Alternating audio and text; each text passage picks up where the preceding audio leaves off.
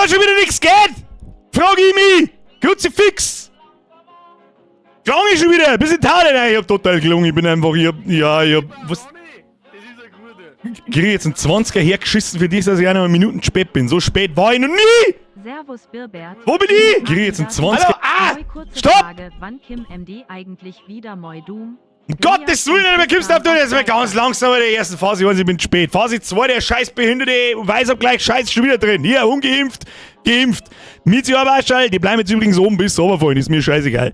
Geisi, was soll denn der 20er, du gottverdammte Irre? Timmy Boy, grüß zu dir daheim, es tut mir leid, ich bin sauber spät. Jetzt sagen wir erstmal anständig, grüß Gott. Hobby! Ich bin's, Birger. Bin spät. Hoppala, war schon so. Timmy Boy, merci dir. Geisi. So, nochmal. Servus, Birgbert, bin wieder da. Zeit ist so. Mal kurze Frage, wann kommt denn eigentlich wieder mal Doom? Wollt das noch jemand? Da die jetzt da die erste Frage stellen. Ich fürchte, ich weiß nicht, ob Doom noch mal kommt. Ich weiß nicht. Und mit weiß ich nicht, nein. Eher nicht. Geisi, was der 20er ist, weiß ich auch nicht. Du weißt das! Chris noch trifft dann. Kuss auf die Nuss, Dankeschön. So. Zu spät, normal kommst du doch immer zu früh. Sechs ist der Cyberfox oder Ahnung. So, jetzt pass mir an, jetzt muss ich da erst einmal in den Haufen reinschauen. Was ist denn da eigentlich wieder los? Da sind 5000 Resubs drin, die schon wieder nicht angezeigt werden. Ich weiß nicht, was YouTube da tut. Tobi, merci für den 31. Monat. Wolfric, merci für den Zwickel. Nur mal so am Rande. I love you. But why? But why? Verstehe ich nicht.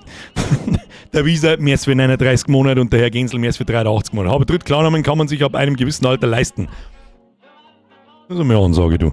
Wieso kämen? Was ist denn mit den Alerts schon wieder? Warum ist der YouTube-Scheiß da nicht drin? Mei, ich flipp komplett aus. Kriegst mir erst mal einen Haufen rein. Das stimmt.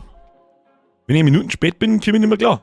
Weiß ich nicht, was jetzt eigentlich zum Tor ist. So ein bisschen aus dem Konzept braucht. Ich habe noch ein wichtiges Telefonat führen müssen, meine Damen und Herren. Und drauf noch kurz ein wichtiges Gespräch. Habe die Ehre an den Herrn Eimeyer, an den Sali, an den Cyberfox, an den Resi, an die Tammy, an den Riesimike, an den Nügelneider, an den Johannes, an den Weinstefan, an den Seitschem, an den Dominik, an den Cyberfox, an den Simato, an den Keinsaw. Jetzt fahren wir noch ein bisschen weiter oben, an den Firehunter, an den Skurkgeil, an den Bernie, an die Andyman, an den Irrsinnrenner, an die Lea, an den Dominik nochmal, den haben wir jetzt schon zum 3. Mal gehabt, an den Herrn Flash, an die Misa, an den Lausbuhr, an den Basti und an den Julmax. Und jetzt mag ich nicht mehr! Schnauze jetzt! Ruhe, was ist denn jetzt momentan wieder los? Jetzt wieder gar nicht mehr genau, oder was? Luminalfeier, Himmelsackel, Zement. Mr. Demetz! Ja, der Demetz. An Geburtstag ausklinger mit am sauberen Stream, war Aguada Dog sauber gegessen und an Chaos Night von der Frau G. schenkt gejagt. Ja, aber Chaos Night, kleiner Blowjob. Musst du dir nochmal sagen. So musst du ich erkläre sie auch nochmal gern. Also, Frau vom Demetz. Ruhe jetzt! Was? Die Blume von der Smiley hast letztes Mal auch nicht ganz kapiert, fürchte ich XD. Ja, du weißt es, aber es ist ne? Der Boni kann noch nicht beantworten, die Frage. Ja, Wolfric, was ist? Ich hab kein Fall. Was zur Hölle redst denn du? Oh, ich hab besoffen. Haben wir ihn so gut gesehen? Keine Burs? Ja, Wolfric, merci dir. Die Blumen vom letzten Mal. Erinnerst du dich nicht mehr beim Rasenmann? Nein. Was für Blärme beim Rasenmann? Blärme beim Rasenmann, Blärme am Rasenmann. Nein, ich kann's nicht herbeiführen, ich weiß nicht, um was das geht. Blume. I love you. Eigentlich zum Black Sabbath Abschiedskonzert. Nochmal, Alter, was? Nochmal langsam. Mr. Demetz. Frau von Mr. Demetz. A Chaos Night ist ganz geil.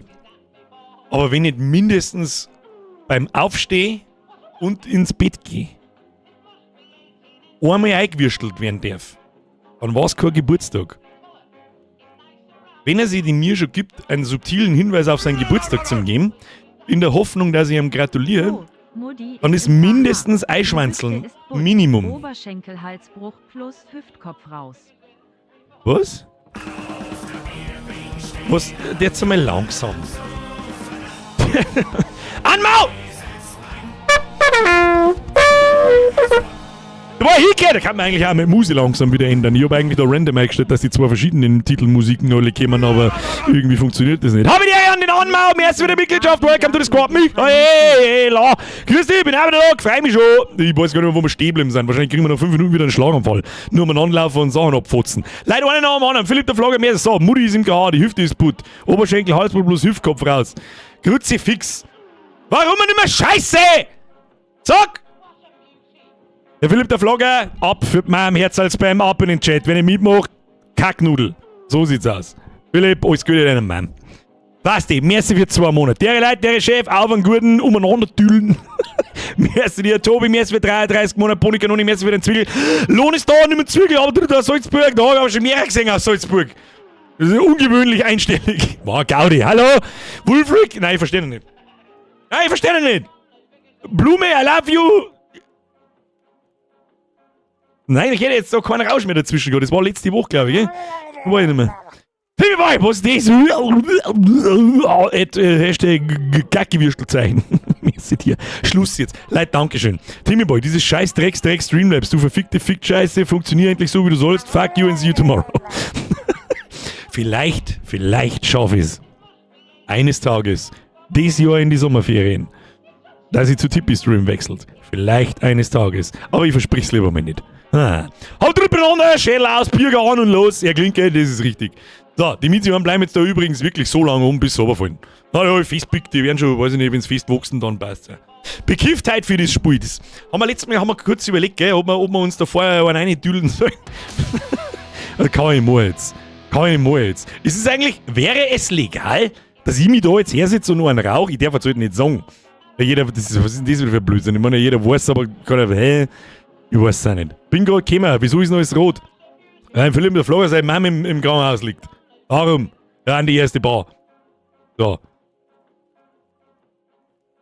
Und wieder Weißabgleich. Ich weiß nicht, was das soll, dass ich das von selber umstellt. Ich habe nichts da. Was will man das denn? Wenn wir jetzt so, Prio, Video konfigurieren. Weißabgleich, automatisch, okay. So. Und schon funktioniert's. Was habt ihr für einen Herzallfetisch? Herr Unkrautbahner, kennen Sie auch keinen Stecken aus? Nein, 150 Meter Abstand zum Kindergarten. Und was sind wir hier? Maximale Reichweite. Warum so kasig? Was? Wo bin ich kasig? Du bist Psuffer, so schaut's aus. Ich bin geimpft, oder? Denke mal schon, wenn du dir einen rauchst. Das darf mich tatsächlich interessieren. Ob das erlaubt wird, dass ich mir jetzt da her sitze und einen rauch. Also, abgesehen davon rauche ich gar nicht. Aber da herin rauche ich halt nicht. Einen Scheißdreck werde ich tun. Das habe ich lange genug da in meinem Leben. Leck mir am Arsch, da hast bis vor 10 Jahren, naja, vor 8 Jahren, hast du da nicht reingehen können. Du bist von der Tür 3 Meter hinter mir reingegangen und hast mich da nicht sitzen sehen. So viel dazu. Grantler Sepp! Auch von mir, hab trotz einer Kackennudel, hab meine Alte in den Arsch gestochen. Die hat Durchfall. Was willst du tun? Was? Ja, ein guter Pirat sticht da ins braune Meer dann, oder wie? Okay, passt. Hallo, mein schöner Witz im Resub. Wo war der? Ja, Sonntag Ruhetag. Den lassen wir natürlich nicht. Den werde ich schon beurteilen. Aber wieso sagen die den nicht? Das ist ganz seltsam. So in die ersten 2-3 Minuten gängen die YouTube-Alerts nicht. Da ist er jetzt, Sonntag Ruhetag. Ich hab erzählt, du bist auf der 2. Stelle. Ich meine, das war vor einer Viertelstunde. Lieblingsfilm eines Rettungssanis. Bambi. Warum? Ist ein Reanimationsfilm.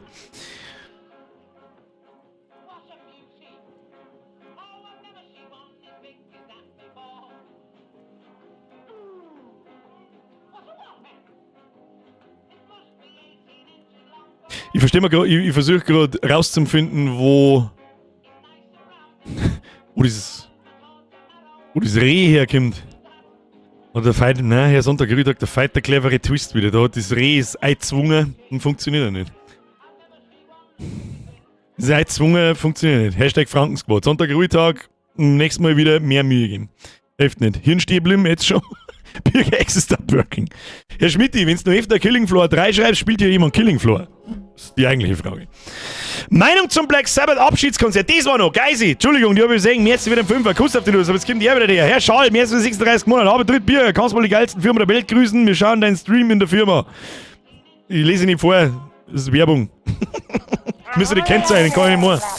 Schöne Grüße an deine Firma. Hallo. Achtung, Chef. Gut, bestigste Firma auf dem Planeten. Geht der Bürger Bambi nicht? Freshmark. Ich glaube, dass ich der gleich sehe. Nicht duschst nur, was du hinterm Phone ist. Da war's der! Achtung, Chef, kannst du mir Spur empfehlen? Da wo du länger frei hast, derzeit finde ich nichts mehr. Einigmitteln. Rimworld. Falls du es noch nicht gespielt hast. Falls du es schon gespielt hast, musst du es wissen lassen. Mehr ist wieder eine 670. So, ihr seid Geisi. Wo waren wir? Was war die Frage? Black Sabbath Konzert. Ich hab nicht viel angeschaut. Ich muss ganz ehrlich sagen, lasst den Ozzy Osbourne in Ruhe. Der Mann ist 1000. Eine geile Nummer ist natürlich schon, aber die hätte vor 5 Jahren kommen müssen. Oder vor 10 vielleicht. Der Mann ist kaputt, oder was möchtest du? 1, 2, 3, 10 nach ist. Recht hast du, Timmy Boy. Es hat mich so wenig interessiert, sage ich, dass ich es nicht ganz so geschaut habe. War jetzt so. Weißt du selber, was es ist. Aber 10 nach ist es geheißen, meine sehr verehrten Damen und Herren. Dankeschön. Kuss auf die Nuss. Schluss jetzt mit der Umeinander-Donaterei. Wir haben wir wieder mal gefangen, jetzt dann in einem Spiel, das ich bis jetzt noch nicht erklären kann, obwohl wir schon 2 Stunden gespielt haben. Cold Supper hat es geheißen. So, warum ist denn da schon wieder ich? Stehe ich nie eigentlich den ganzen Tag meine Monitore und so? Ich weiß nicht, was da wieder los ist. Meine Damen und Herren, habt ihr eigentlich schon mal auf den Daumen nach oben gedrückt? Heute gehe ich so oft auf den Sack mit dem Daumen nach oben, das Ganze aussieht. Nein, tu ich nicht. So, hier, fortfahren. Das ist aber schnell gegangen. So, wir spielen heute weiter. Wir spielen heute übrigens fertig. Ist scheißegal, wie lange das dauert, weil diese dumme Scheiße, die heute nicht mehr aus meinem Shell.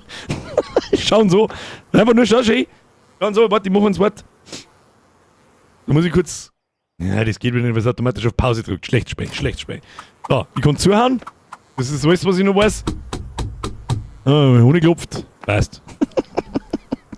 Gut, ich hab dabei. Herr Unkrabaner schreibt, gut, ich hab dabei. Was? Hosenknöpfe ausgezogen, Türschlossenteiser ins Auto eingeschmissen, was? Ich glaube, so lange geht das gar nicht mehr. Ja, dann werden wir wieder der Blättschmeiß draus. Die Frage ist, was wir da jetzt überhaupt draus machen. Wo haben wir überhaupt? Da wackelt was. Wieso wackelt da was? Was müssen wir überhaupt tun? Was ist mein Ziel?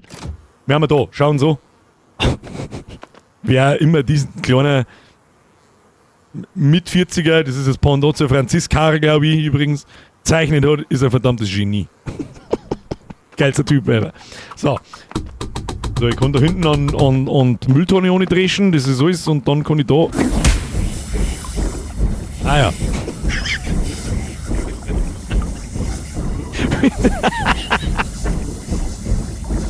Ich werde es übrigens jetzt mal so machen, wenn es irgendwo oben haut, weil es das ganze Zeit passiert, und dann liegen wir einfach da. Schauen so, man sieht sogar einen Ass-Crack. The Ass-Crack is there. Right there is the Ass-Crack. So. Was muss ich jetzt da? Da haben orange Bälle. Ich hau die orange Bälle! Was muss ich denn da? Mein Gott, sag mal, was ich. Oh ja, ich habe ein Schachtel zu Auto, da ist auch die Soße rausgeflogen. Sehr gut. Sehr gut. Haben wir mal die Fassel ein wenig. Alles klar, grüß gut. Ich hab keine Ahnung. Es ist so laut! Was soll ich machen? Das ist Schnirl, das nehme ich. Nein, das kann ich nicht mehr. Warum kann ich das nicht mehr? Schaut ein bisschen aus wie. Ah! Stimmt, so haben wir da raus. Schauen so. Das ist einfach immer nur schauen so.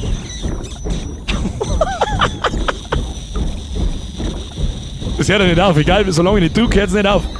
Schaut es euch an. Tobi, 5 Euro, danke dir. Dünger finden! Wieso? Schreibt euch das in den normalen Chat ein! Da muss man doch keine 5 Euro nicht herscheißen, aber mir ist sie natürlich! Flump!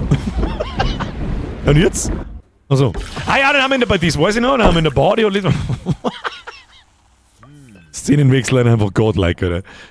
Die haben so sinnbefreit behindert, aber sie sind godlike. Oder warum habe ich den ersten Stream dazu verpasst? Ja, Riesenberg, ich muss da anschauen. Das ist ja klar! Da bin ich kein Meter nicht weit gekommen, weil ich 2 Minuten bloß nur 25 Mal gelocht habe. Da schauen so, die Pimmelnase steht raus. So, achso.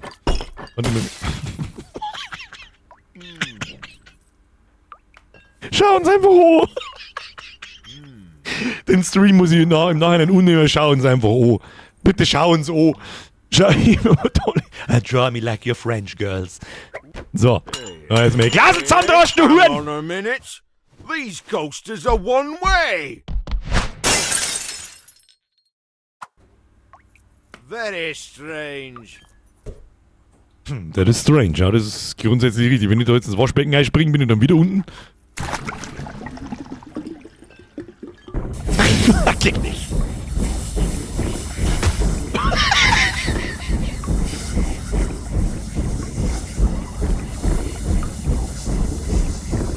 Was soll ich sagen? Schau so!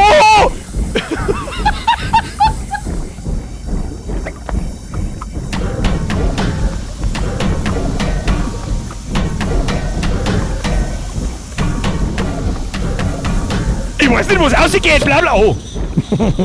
Schauen so. Wir brauchen einen Dünger. There you are, lad.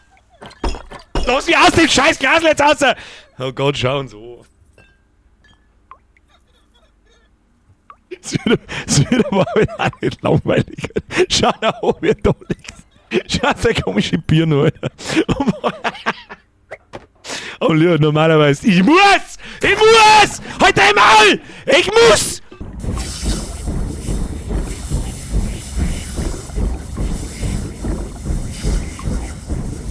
Ja, was? Alter! Ja, du.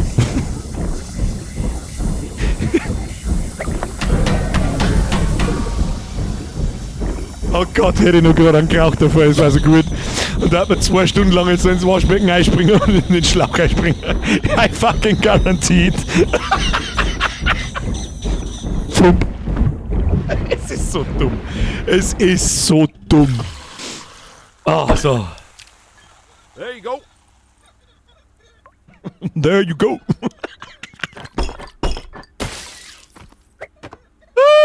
So, hier geht's links. Warum steht denn auf seiner Hand Boy? Pie Boy. Ich weiß nicht mehr. Kann ich ihm hauen? Na, kann ich das hauen? Barnsworth, bitte. Classic Pint of Beer. Oh ja, den Schlüsselbund, den erinnere ich mich auch noch. So. Wir brauchen einen Dünger. Wo kriegen wir den her?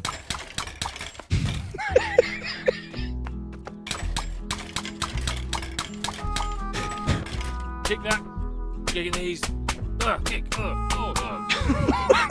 Ja, der war nicht langweilig. So, Grid. Was heißt Grid? Weiß ich nicht. So, No Ball Games. Das ist mit Gockel also gut. Kann ich da reinspringen? Fuck, ich weiß nicht überhaupt nicht mehr, wo man No Jokes zwischen 9 und 5. Ja, es ist Gott sei Dank, dass es schon viel hart ist. Stopping Crime, back in 9. Ich weiß nicht, wo ich hin muss. Da schlagen wir den Penner auf das Ding. Ja, wacht nicht auf, bin jetzt klar. So. Um 9:30 dann, was haben wir bisher schon gemacht? Ja, ist aber auch so. Da, hier Zigarettenstunden, never forget. Dr. Dumbum. Na, Bum Bum. 1819 bis 1892.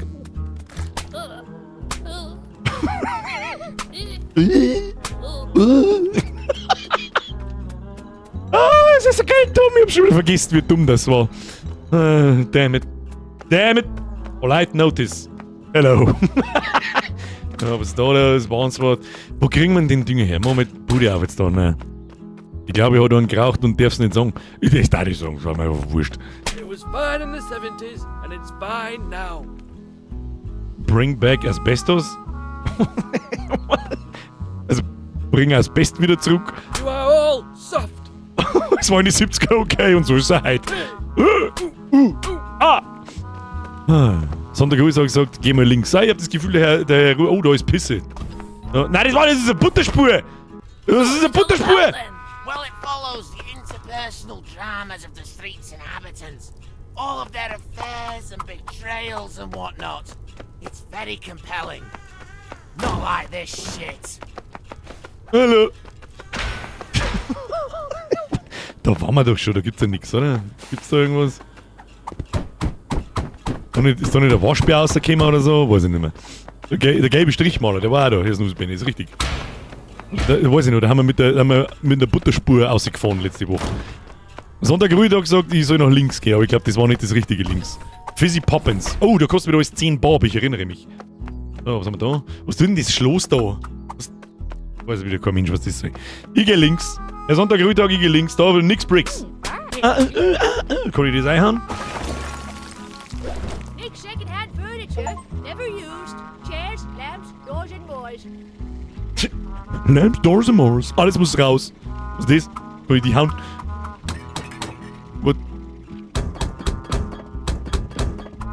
Glorious Hole? Hab ich nicht gesehen. Wo steht das? Steht das irgendwo? Oh, Parked Vans. Aber weiter nach links kann ich nicht, Herr Sonntag, Ruhetag. Ich weiß überhaupt gerade nicht, wo wir hin müssen. Wir könnten da einen Dünger haben. Ich weiß es nicht. Und für wen brauchen wir den Dünger gleich wieder? Ich erinnere mich schon an einen Gartentyp, der mit so einem Gartenschlauch irgendwas umeinander spritzt. Aber sonst, Lost Cat. Also lost, one child. Es ist so dumm. Nach rechts ins Loch, Herr Bord Robert, dankeschön. Ein bisschen ein Stupser in die richtige Richtung brauche ich. Wo waren das geschissene Scheißloch? Da ist. Rein ins Loch! Klonk. Achtung, ich glaube, wir müssen uns gleich wieder anschauen. Ah, nein, ja, das erinnere ich mich.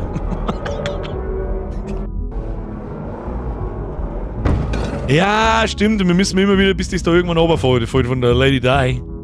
Lady Di died. 1997 war das. An das erinnert mich noch. Das ist echt lang her. Das ist bald 30 Jahre her, Kruzifix. Ja, schauen so. Das ist ein dummer Schiss. Ja, schauen wir mal zu ihm. Time, lad, come on! If I don't get this fryer fixed soon, Marge is gonna have my pants down. Ah! Oh, hello, love. Can't believe that Kerry girl pinching. Her and her sister was so lovely when I used Schöne to Tipfo. Berry party. Gehen wir wieder. Raus mit dir, Fett! Den weiß ich auch noch von letztem Mal, der schaut sich Fish and Chips an. Oh, look at this now. We're both in the bin. Kill it. Es ist so dumm. Es ist so dumm, Alter. Und das ist doch nicht mehr. Jedes Mal, wenn ich vorbeigehe, ist es irgendwas anderes. Was ist mit dem? Ja, oh, glaube ich, waren wir auch schon drin. Was war das? Shaggers. Price Shaggers. Florence, Oh. Mwang, she said you're a bitch. No, she Stimmt, da waren die Kippen. Yeah, she did. She said you're a big fat bitch. Terry, give over. No, you're a proper bitch, you, Florence. Everyone says so. Even Colin. No, we don't. Don't talk about Colin or I'll smack you.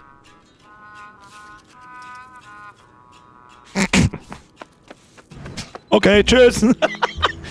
Keine Ahnung, ich gehe da einmal nach hinten. Das ist so dumm, dass es wieder lustig ist. Ja, das trifft auf den Punkt, das ist ja, glaube ich, der Sinn dahinter. Da hier immer noch White Shite. Ich habe keine Ahnung, wo wir hin müssen. Die reden so geil, ich verstehe kein Wort. Ich auch nicht. Oh, gut, dass wir die Untertitel drin lassen haben. Diesen Dialekt. Nochmals hallo. Got some more sausages and I'm going to poke them through the hole. Here we go. Oh. That's alright. Here's the O. One more. Here. Ah, I've dropped that one too. I'm afraid I've run out of sausages now. I'll go to the shop and buy some more. Warum denn? Warum einfach? I dropped that too. No, scheiße. Slap the trash bag. Looking for a... Da war der Sprengi wieder am Werk. Looking for a good time. 1 a.m., 3 p.m., 1:30, noon. Ich weiß nicht, wo wir hin müssen. Ich gehe jetzt einfach mal da auf. Der Bot Robert und der Sonntag-Ruhetag müssen mich guiden. Dafür müssen wir den Chat schauen, gell? Scheiße.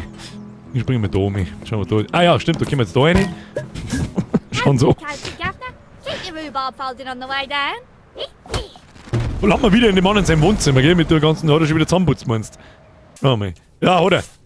Und it's gone. Hallo, wo bin ich? Hallo?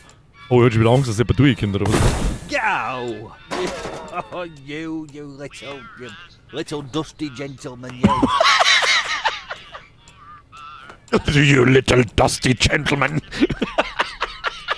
Du kleiner, staubiger Gentleman.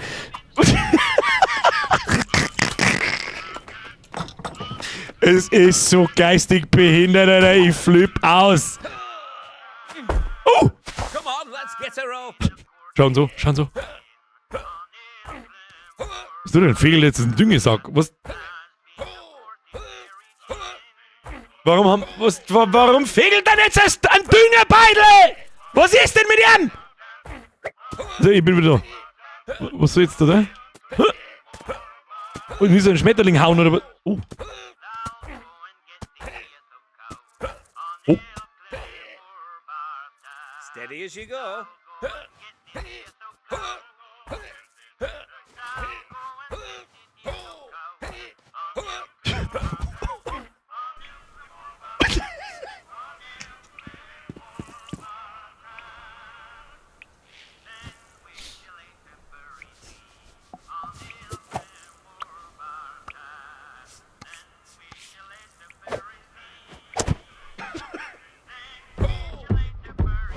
Es ist so dumm. Look at this one. There's a zip right here.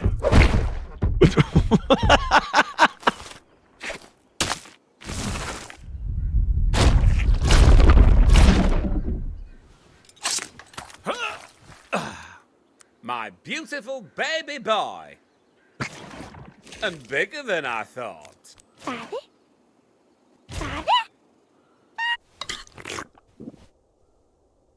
Cream of the crop. Halt doch dein Maul.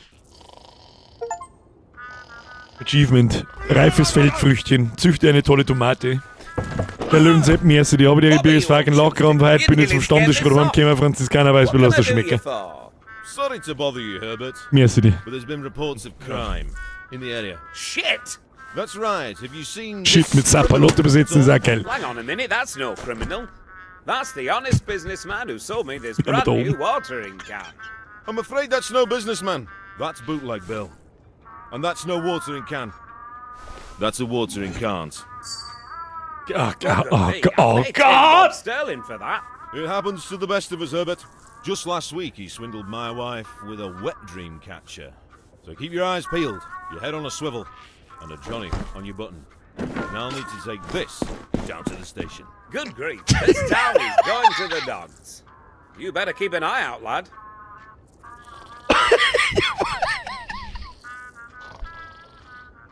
Ich hab halt doch dein dummes Maul, oder wir haben ein Wet Dream Catcher, Alter. Was ist denn mit dem? Das ist nicht ein... Scheiße, was hat jetzt Gears Can gleich wieder geheißen? Der Gott hat es gesagt! Egal, ja, auf alle Fälle gesagt, ja, das ist nicht ein Gears Can, it's a Gears Can't. Halt doch dein Maul! Und ich mein, es ist so geil behindert, dass... Schauen Sie da um, ich kann wackeln, Jay.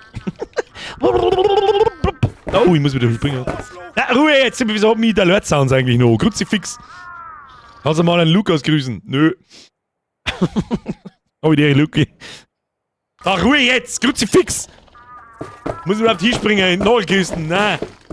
Nagelkisten. Bring der Viere so.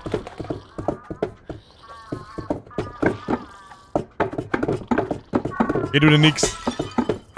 In da jetzt. Bierman! Egal wie jung der Freundin ist, Jesus hat die Jünger. Merci dir. Ruhe jetzt! Der Abend ist dumm genug!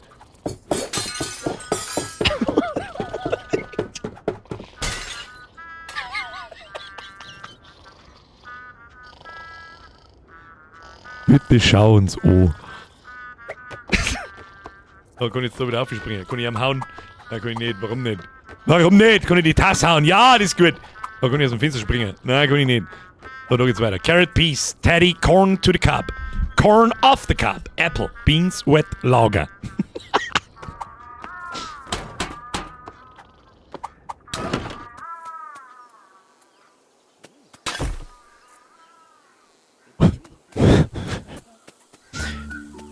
Paint.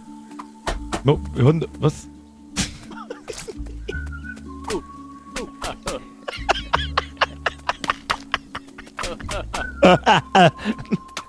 Oh, gelbe Raum verschwinden, das weiß ich noch von letzter Woche.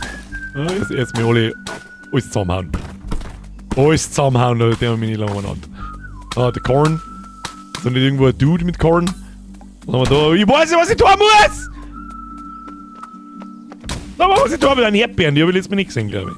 Oh, da ist jemand. I simply do not like snails at all. Ich kann Schnecken überhaupt nicht so gut leiden. Und dann haust du auf den Arsch auf, so. Und dann laufst du einfach davon. Was ist denn da? Bobby, Rip. Wer ist denn der Bobby?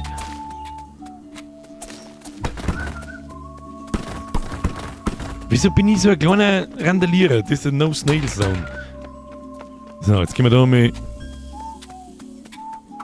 Kann ich da irgendwas machen? Nein. Ansonsten gehen wir da mit dem Bredelschlitz rein, da sitzt nämlich der Captain unten, den haben wir letztes Mal noch Tauben auf dem Call Arsch. the fire department. Tell them old Charlie's got himself stuck in the well again. They'll know what it means. Shut up and have your spoon.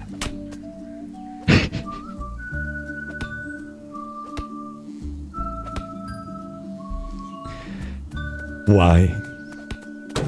Just why? Schnecken muss zusammentreten, aber ich sag dir, ich sehe keine Schnecken. Irgendwie habe ich déjà vu, den Satz habe ich glaube ich letztes Mal schon gedacht, das war eine Raupe. Oh, da ist eine Schnecke! Und da ist auch noch, das stimmt, der Handschnecken! Ich trete die Schnecken! Ich trete die Schnecken! So, das war zwar keine Schnecke, aber so wurscht. Aber hilft mir das irgendwas? Weiß ich nicht. So, jetzt probieren wir mal uns so lange zusammenzureißen, bis es nicht mehr geht. Also ich glaube nicht, dass du das mit den Schnecken... weiß nicht. Wichtige Frage, schaut eigentlich jemand den Stream eingeraucht? Was ist das? Schaut eigentlich jemand den Stream eingeraucht? Gute Frage, ja. Gehen wir mit da rein. Schauen Sie, wie wir da liegen. Ah ja, der Fischertyp! Ja! Kriegst du mir Shane, Mr. Eskimo-Mann? Eskimo-Mann, Entschuldigung. Die sind das... Boah, irgendwas war da. Do not bash. Wieso nicht? Weiter durch Schlitzhammer.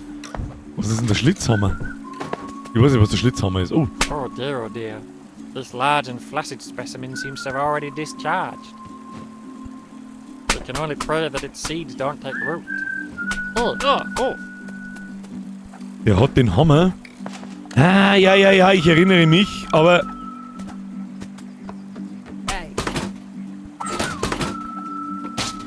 Good idea. You can go in and all. Gute Idee, spring du aus vor dem Vogel!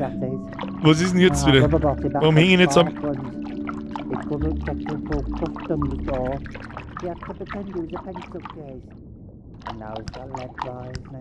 Why?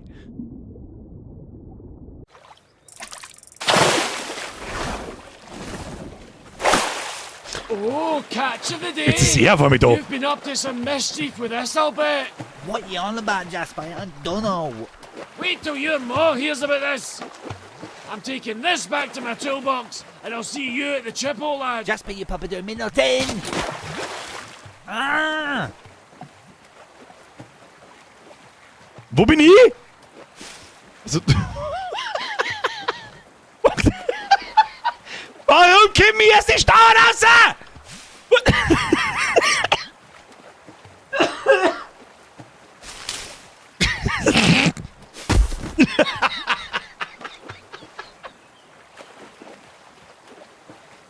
Halt doch dein Maul einfach.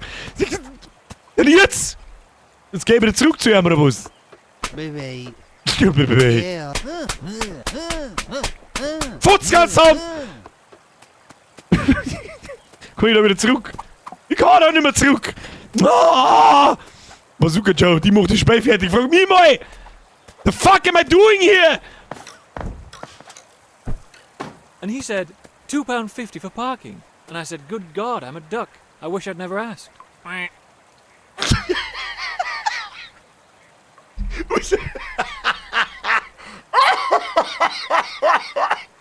Oh Gott! Oh Gott! Mach das aufhören! Mach, dass es aufhört! Oh Gott, God, I'm a duck! Crack!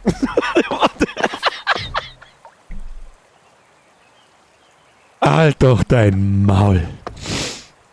Ah.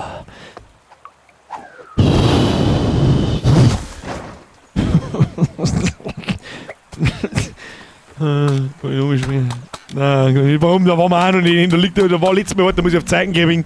Da, hier, da. Da werden wir schon hinkommen irgendwann. Hallo! Oh ja, ich muss Blumen fotzen. Ich fotz die Blume! Fotz die Blumen! Fotzenblumen! Fotzblumen! Was ist das da? Dein Mann. Haben wir letztes Mal schon draufgekommen. Blumfotz! Blumfotz! Blumfotz! Blumfotz! Oh, mächtige Blumenfotzen! Was ist da? Grüne Finger! Ignoriere Grahams Rat! Wer bist du? Hallo? Hallo? Okay. Was ist denn das? Der Ice Cream Man hat sich leicht festgefahren. Unten war noch eine Blume. Ich habe das Achievement schon gekriegt fürs Blumenfotzen. Oh, Schaufel! Haben wir da was mehr? Nein, warum nicht? So, was haben wir da? Nein, da waren wir schon drin. Also mir sollte man...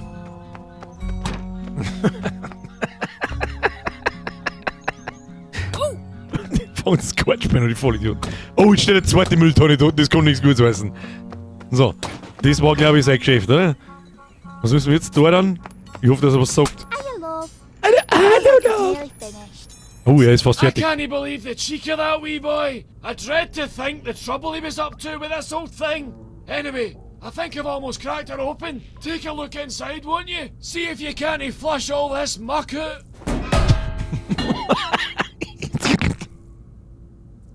Es ist so stumpf geil dumm.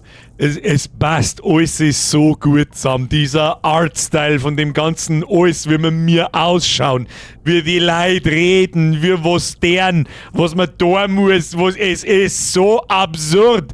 Es ist so ein, wer zur Hölle, was ist denn? Ja, jetzt wieder drin. So. Träger so mir. Oh, no. No.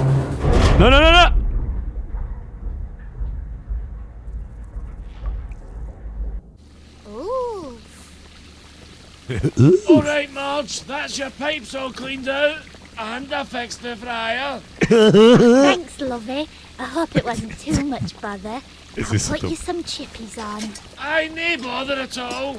But where does all that oil drain out to, anyway? Oh, I've got no clue, love.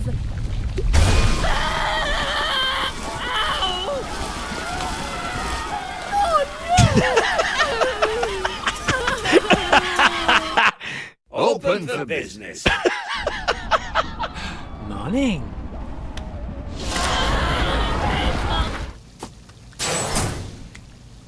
Haben wir das mir? Na, Wiedereröffnung, repariere die Fritteuse, Achievement kassiert. Haben wir mir jetzt...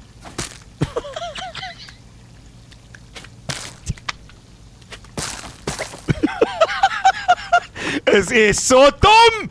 Stop it! Ja, und jetzt steh ich wieder da und weiß nicht, was ich tun soll. What? Jetzt hol die Mülltonnen-Typen an weg. Warum? Was mit dir? Das tut auch nichts. Chippy, the farm! Da waren wir noch gar nicht. Boom, barely close. Wo muss ich denn hin? Zur blauen Tür. Mod Robot, dankeschön. Zur blauen Tür. Aber was ist die blaue Tür, oder? Was ist die blaue Tür? Ist das die blaue Tür? Ich geh einfach mir rein, weil es wurscht ist. Gehen wir zum Shagger. 10 Bob. Florence, Doctor called about your psoriasis. He said it's terminal. I don't have psoriasis, Kerry. You just colour me in with a felt tip pen when I'm sleeping.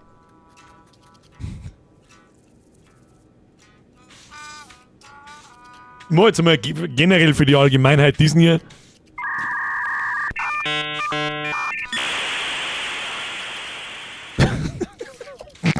Was? Was soll da drin? Blaue Tür. Wir müssen die blaue Tür finden, Leute. Bot Robot sagt, wir brauchen die blaue Tür.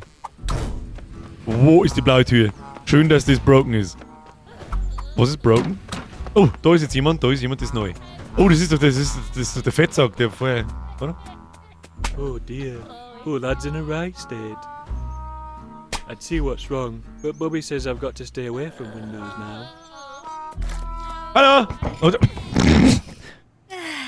Oh, hello there, young man. Thank schön, dass es broken ist. Ist broken? Muss ich nur mir selber anschauen. cup of tea here, you see. Oh, ist tatsächlich broken. I'm afraid it's as black as a bin bag in there. It really is. Egal, es geht so. Go and get some more milk. Ist überhaupt nicht I broken. won't. The trouble is, I'm afraid I'm milk shy.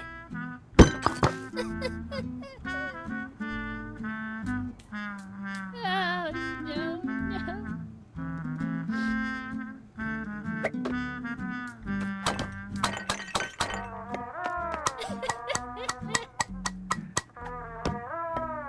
Warum steht denn...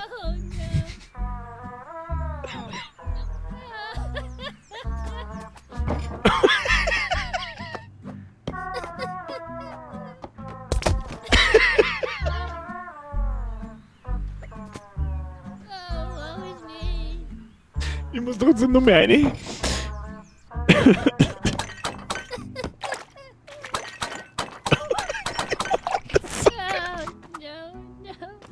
Was soll denn da?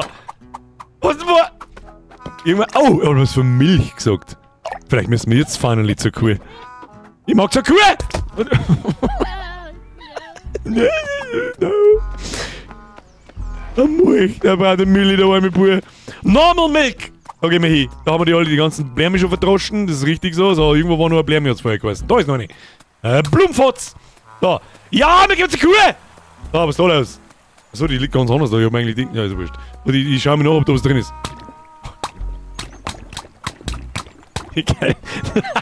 Die geilen Wellen, die von der Kuh. Nochmal. Meine sehr verehrten Damen und Herren, die nächsten 60 Sekunden dieses Live-Bewegt-Bildes aus Niederbayern besteht nun daraus, sich diesen wunderschönen Klatschsound anzuhören und die Reaktion der weiß-schwarz gefleckten Säugetiers vor Ihnen.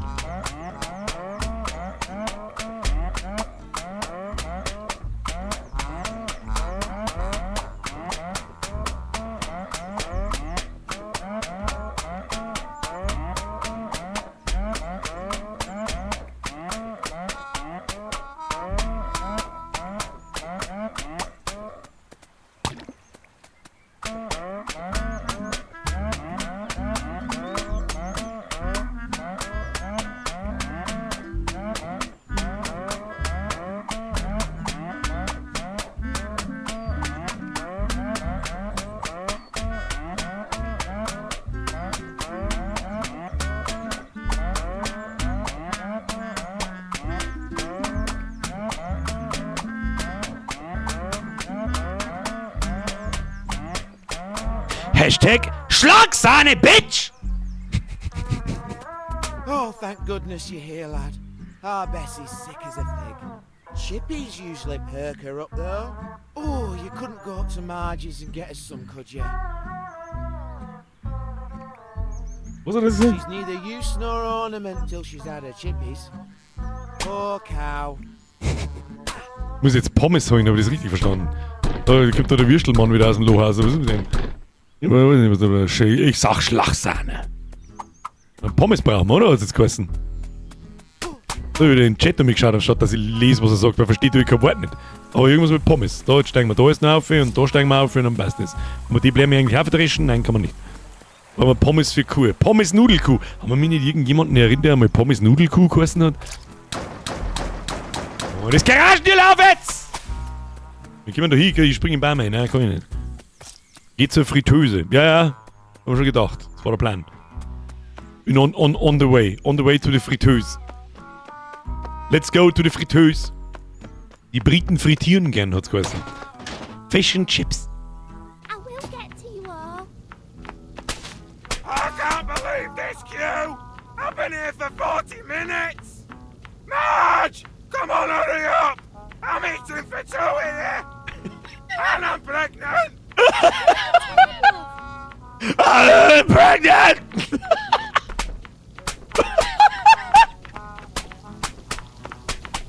Hey, ich hab den Fritteuse gekriegt! Geht es schneller? Oh, ich renne lieber wegen! Du mit Pommes machen jetzt! Gute Frau! Gute Frau, machen wir Pommes jetzt! Wir sollen jetzt wieder Pommes kriegen! Stell mir doch nicht, schau mir nicht! Wank! Du Wank-Tüten! Moritz! Warum hat's ein Herzl mit Chips auf der Ohren? Mit dir? Die reden sie gar nicht. Oder warum hat denn er Fußballschuhe an?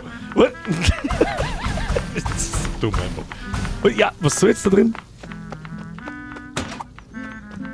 Hilf mir nicht weiter. Da ist ein Mülltonnen vielleicht. Ratzenmann. Ratzenmann. Kommst von der falschen Seite. Ach du Scheiße, müssen wir wieder ganz nach rechts und wieder, das ist ja irgendwie so ein Zirkel, oder? Von da komme ich ja nicht, auf den linken Bildschirm von da aus um, oder? Oh, I Heart Toast. Oh. Warte mal. Ne. Beefs.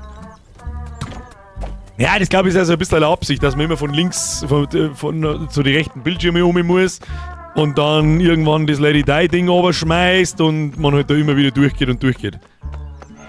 Hast du eigentlich schon mal alle 3 Ratten gleichzeitig geschlagen? Nein. Welche 3 Ratten? Was ist denn da wieder los? I finished them all off. Das ist ja alle flach gelegt, alles klar. Was haben wir da? Oh! Das ist. Nein, das ist nicht neu, da waren wir auch schon. Wo haben wir ihn? Hallo?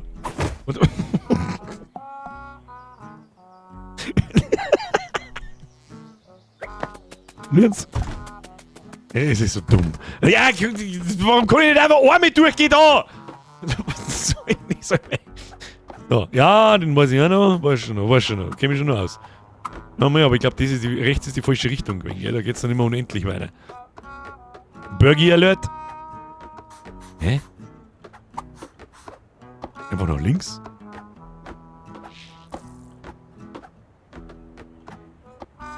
Hä? Sind das die gleichen oder ist das... Da habe ich letztes Mal schon irgendwas übersehen, wie es da weitergeht. Ja, ich wollte gerade sagen, ich kenne mich nur aus. Ja, einen Scheißdreck kenne ich mehr. Da habe ich mich letztes Mal, schon... Warte mal.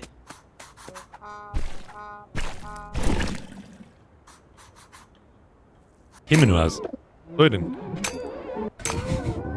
Haben wir noch nicht letztes Mal schon alle Halterungen runtergehauen?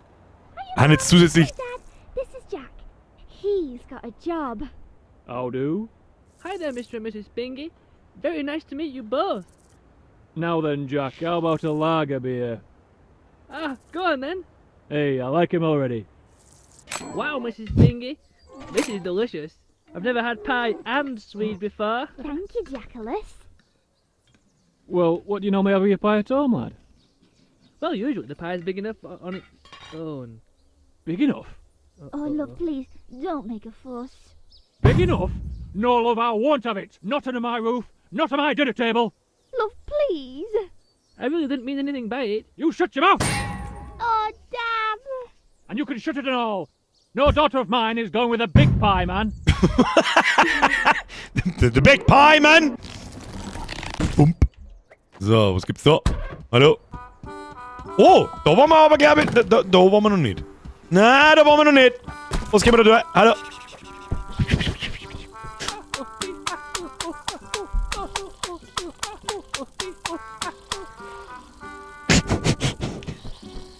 Und jetzt? Home is where the house is. Okay. Good morning. Thank goodness you're here. It's my breakfast time already, and I need some shopping, but I'm bedbound, and I don't like other hands touching my shopping. Might you be able to assist?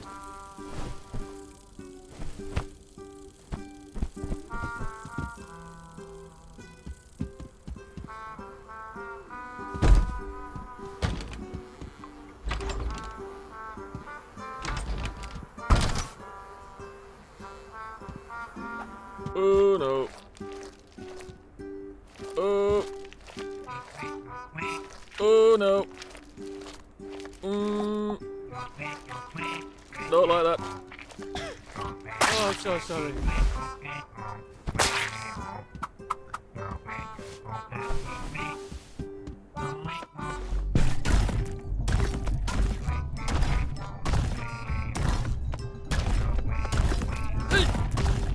I tell you what, asbestos never gave anybody third-degree burns.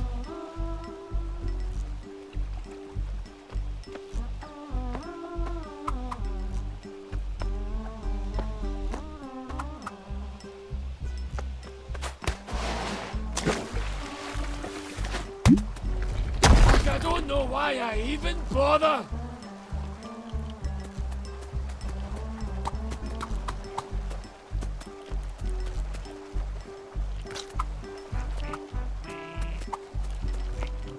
Ja, spring ich halt mal rein, oder?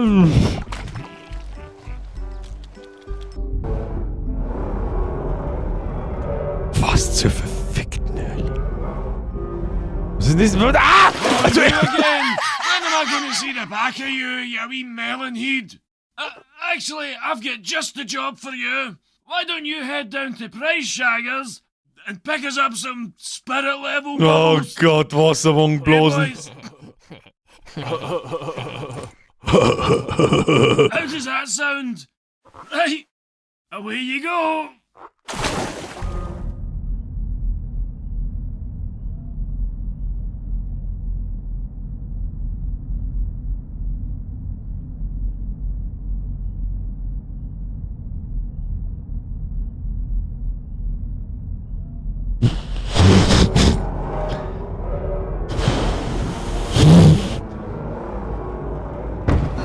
Ja! Ist jetzt endlich runtergefallen. Das ist one. Prinzessin des Volkes, zerschmettere einen Gedenkteller. Lady D!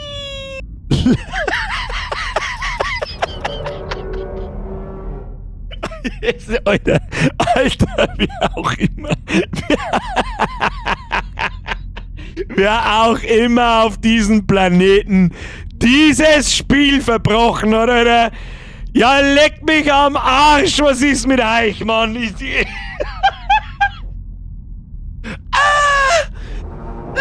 D!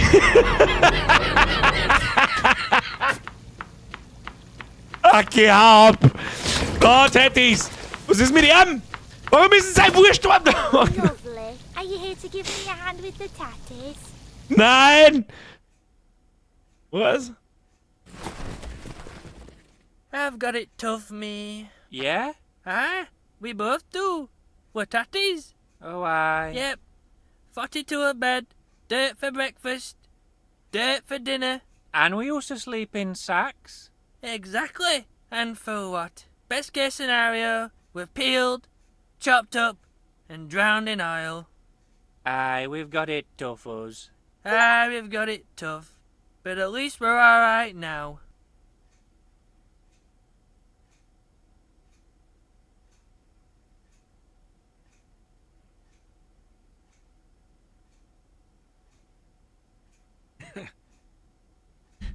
Macht es jetzt besser oder schlechter, dass ich gerade ein Achievement gekriegt habe, das heißt fette Fritten? Das bin ich. Hack! Eben der Hacke! Hack, hack, hack, hack! Hack! Hack! Hack!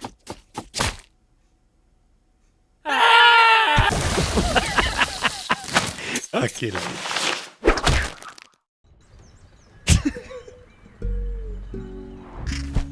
Ah!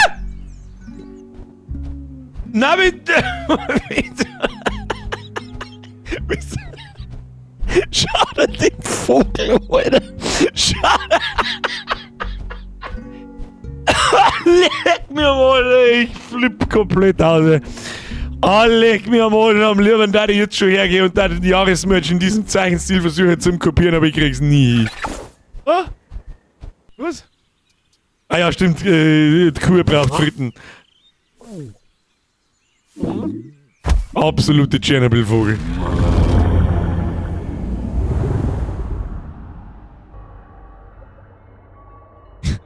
Schauen so bitte. Look at us. We're amazing. We're gorgeous. Look at us. Hallo! Was passiert denn jetzt da? Warum... Oh. Hey, you're looking much better, Bessie. And just in time, too. We better be setting off. Oh, we don't want to miss our special appointment. Was? Oh, I hope we find the place okay. Apparently it's opposite our little field. The house with the blue door.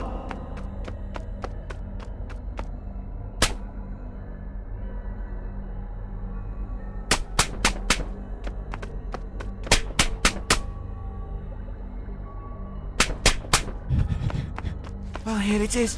Oh, I'm too nervous to knock. You do it, Bessie. You're nervous too? Oh dear, oh dear. We'll be here all day.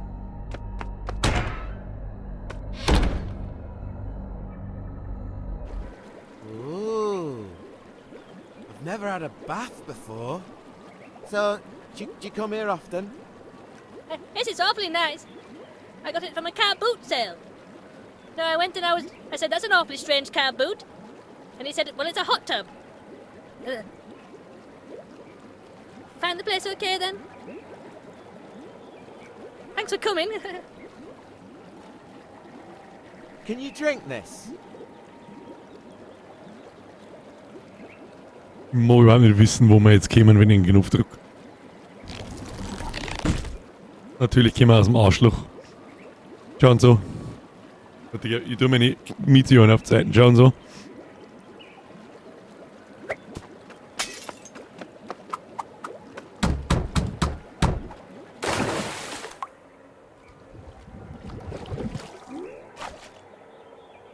Oh my!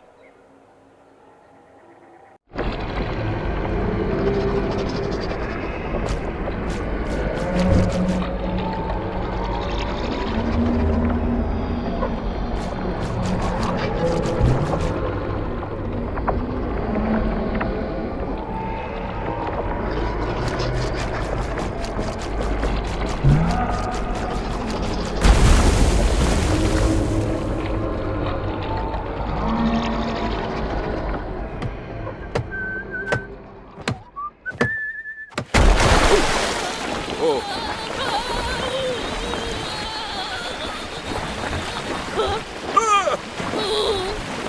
No. Yes. Oh no. Yes.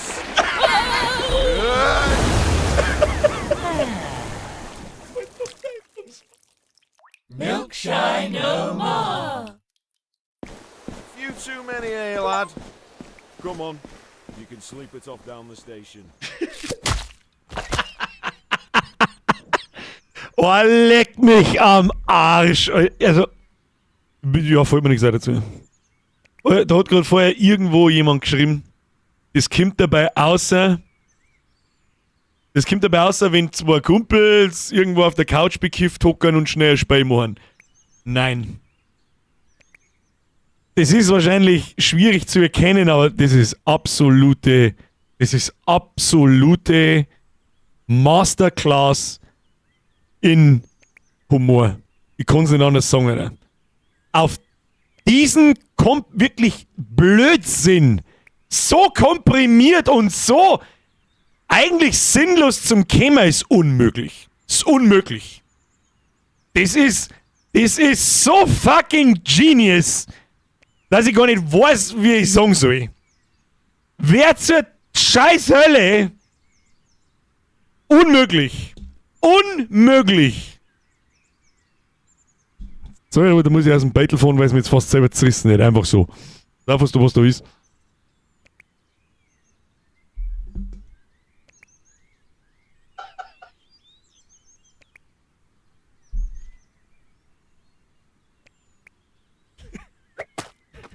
Schauen so. It could happen to you. Absoluter Peak. Absoluter Peak. Wer sich das einfallen lässt, ist... Was ist denn da jetzt?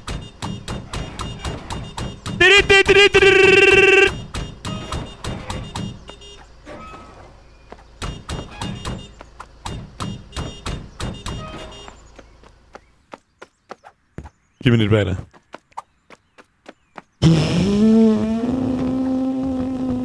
Ich kenne Dirty White Paint nicht. Ich weiß nicht mehr, was das ist. Ich bin eigentlich normalerweise überhaupt gar kein Fan von englischem Humor. Überhaupt nicht. Die einzigen Sachen, die ich englischen Humor lustig finde, ist das da. Auf alle Fälle mal. Das hat mich wieder mal eines Besseren belehrt. Und, jetzt haben wir da wieder, Ritter der Kokosnuss, Life of Brian und das war's dann. Riddle me that. Pickle me this. Hold on to me, brush. I'm about to piss. Und Little Britain finde ich zum Beispiel ganz furchtbar unlustig. Little Britain ist alles bloß nicht lustig. Den Fettsack, der da die Hauptfigur jetzt mal spielt, der ist, weiß ich, kann ich mir nicht helfen, das ist nicht lustig. Das ist peinlich, finde ich. Aber das da, passiert, jetzt passen wir mal auf, da ist gerade wieder irgendwas anderes passiert. Da sind wir gleich wieder in der Wohnung, was so war. Mr. Bean feiere ich auch noch, stimmt. Den feiere ich auch noch, seitdem ich Kind bin. So, was ist denn jetzt da? Muss irgendwas tun, ne? Hot Fuzz. Ja, das darf ich jetzt nicht als typischen englischen Humor bezeichnen. Aber ja, die drei Filme mit dem, ich weiß nicht, wie der Schauspieler heißt, der bei Hot Fuzz mitspielt, die zwei, Paul, Hot Fuzz und das mit dem Zombie. Simon Pegg heißt der, ja, dankeschön. Stimmt. Das war der schon. Muss schon zum 5. Mal seine Wohnung versauen. Oh, die Mo, jetzt tut mir so leid, ich spring da wie wieder. Shaun of the Dead heißt richtig. Dafür springe ich wieder aus dem Fenster. Oh Gott, wo haben wir denn da jetzt wieder? Green dungarees and a flat cap? You're not going to believe this. Heavens to beat me. I need to get that fixed.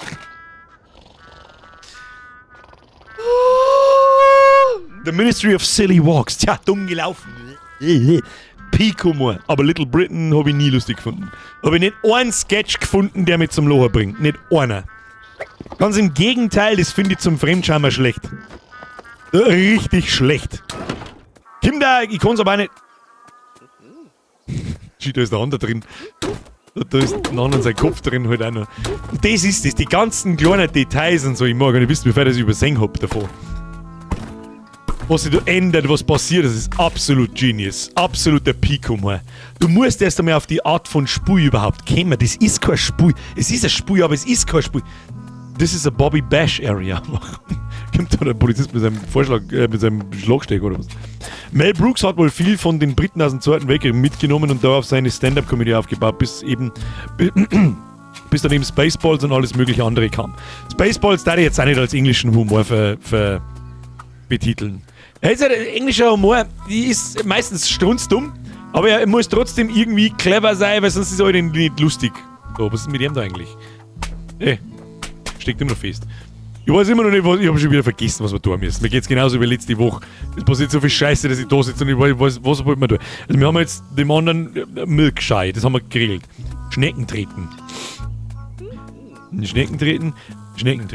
Ja, aber da ist noch eine Schnecke. Schnecke. Da müsste der Toten stehen, wie viele Schnecken, dass ich treten muss. Ich habe da vorher schon ein paar Schnecken zusammendrehen und jetzt sind sie wieder da. Ich kann mir nicht, das darf sich jetzt nicht anfühlen wie so eine Quest irgendwie. Nochmal. Schnecken treten, aber alle schreien Schnecken treten. Gut, dann sollen wir noch ein paar Schnecken. Dann gehen wir das jetzt systematisch an. So, ein bisschen Viere, nimm mal einen Bildschirm auf. So, diesen hier. Da haben wir noch einen. Da haben wir noch Schnecko. Dann Schnecko, wieder zurück aus, auf. Ne, da ist noch Schnecko. Schnecko. Ich weiß nicht, ob das als Schneck zählt, aber die drehen wir auch mit zusammen. So, da sehe ich keine Schnecken. Ich sehe keine Schnecken. Da, Pimmel! Wer sägen, nie sägen. Dann keine Schnecken mehr. Also. Hot Fuzz, Shaun of the Dead und World's End. Cornetto-Trilogie vom Regisseur Edgar Wright mit Simon Pegg. Kennt da der Paul nicht auch noch dazu? Da wo es den Alien haben? Stimmt, World's End habe ich vergessen.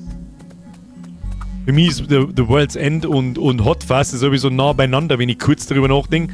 Bis man dann einfach in dem einen sind Bullen und in dem anderen sind Saufkumpanen. So, wenn es an mir geht, sind da keine Schnecken mehr. Hat noch nie irgendjemand eine Schnecke gesehen? Rechts ist noch eine, rechts ist noch eine Schnecke. Ganz rechts. Ich gucke. Wo ist der Schnecko? Da ist Schnecko! Tatsächlich. Gehen wir unten rum. Rechts unten, Schnecke ganz rechts. Hammer. Wir haben so viel Leute gesehen, Kruzifix. Ihr seid wieder am Aufpassen da.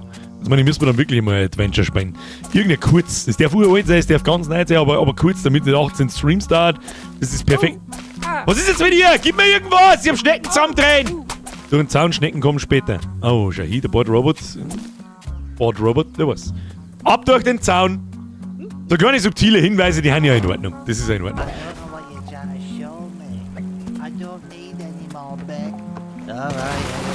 It's not mealworms, it's meals for worms, and it's a bag of soil. Mehl? Was ist das? Heißt Mehl nicht normalerweise Flour? Oder Flur? Ich geh jetzt da mir rechts. Well, I could try, but it's your wife. Die zwei verblödeten scheiß Idioten-Anden. Die flipp aus mit ihnen. Was von hinten? Wie wir da. Jetzt gehen wir mal zum Kurseppen, vielleicht gibt uns der nochmal irgendwas. Oh, der Kursepp ist ja gar nicht mehr da. Da, Wurm. Zusammendrehen. Ameisen, verprügeln. Einkaufen gehen müssen wir für den anderen mit seinem langen Arm. Müssen wir nochmal ins Loch reinspringen, oder? Oder, nein, ins Shacks müssen wir, in den Supermarkttypen müssen wir reingehen.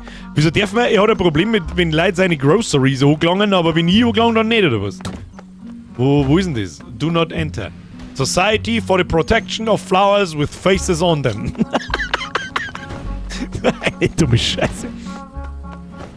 Geh jetzt mal zu den Ratten, alle drei schlagen oben. Ich weiß noch nicht, wo die Ratzen sind, da müssen wir hin.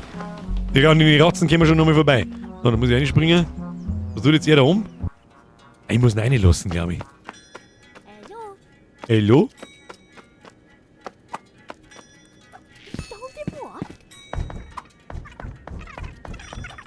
Oh yeah.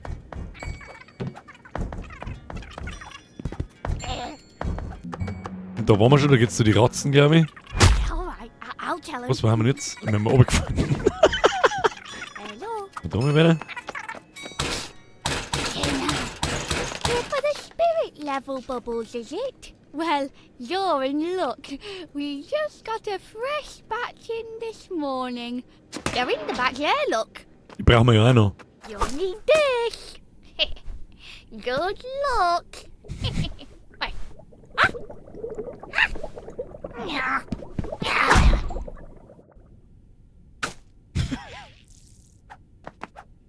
Ja, wie ein bisschen so in der Haufe kämen, was ist das wieder für Behinderung? Die Wasserbubbles brauchen wir ja auch noch. Oh!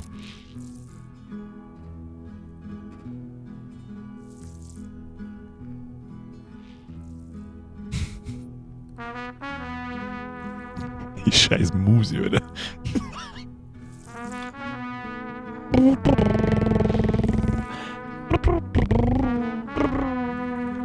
Da haben wir schon richtig, Schatz, ja?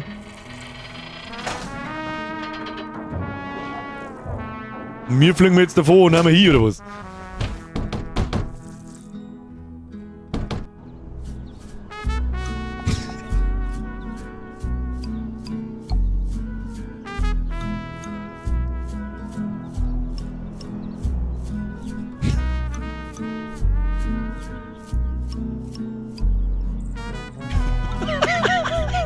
Warte mal, muss ich mal. Oh, ich kurz mal müssen aus Erinnerung. Ja, und jetzt? Ich kann immer noch ein bisschen lenken, so, aber.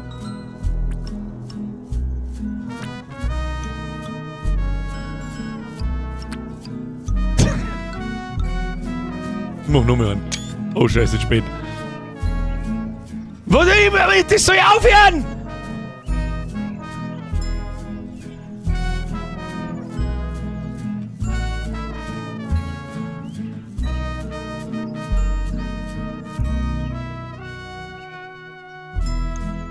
So I says to them, I says, it's an oven glove. Where else am I supposed to put it? In the oven. Oh, hello. Oh. Is that real felt? How much? 10 bob. Very reasonable. What do you reckon, 10 bob. You still got that cabbage money. Is that Bootleg Bill? Look, everyone, this young man's caught Bootleg Bill. It's more of a Cumberland cross, really. Ist der Luftballonviech? Yay! We got him! We finally got him! Hey! Three cheers! Hip, hip, hurrah! Now, settle down, settle down. Thanks to this young man's incredible police work, I can safely declare bootlegging in this town has been knocked on the head. Still at large. Weiter auf freiem Fuß. Fange einen berüchtigten Verbrecher. Achievement kassiert. Oh. So, da sind wir nun. Okay. So, sein Toast ist mittlerweile einfach schwarz. Was hat denn hier im Kopf drin? Granaten. Was ist denn los da eigentlich? Was ist denn los da? Almost out with this one, Charlie. Terrific job, Susan. You'll earn that shilling yet. Andy. Das ist doch der Kaminkehrer. I feel better already. Woo! Geh wieder zum Müll. Wo ist denn der Müll? Das ist ganz links gewesen, ne?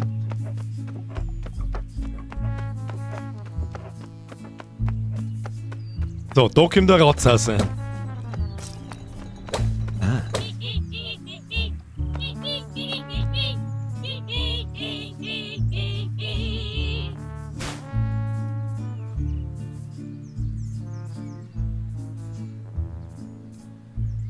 Bruder, was ist mit dir?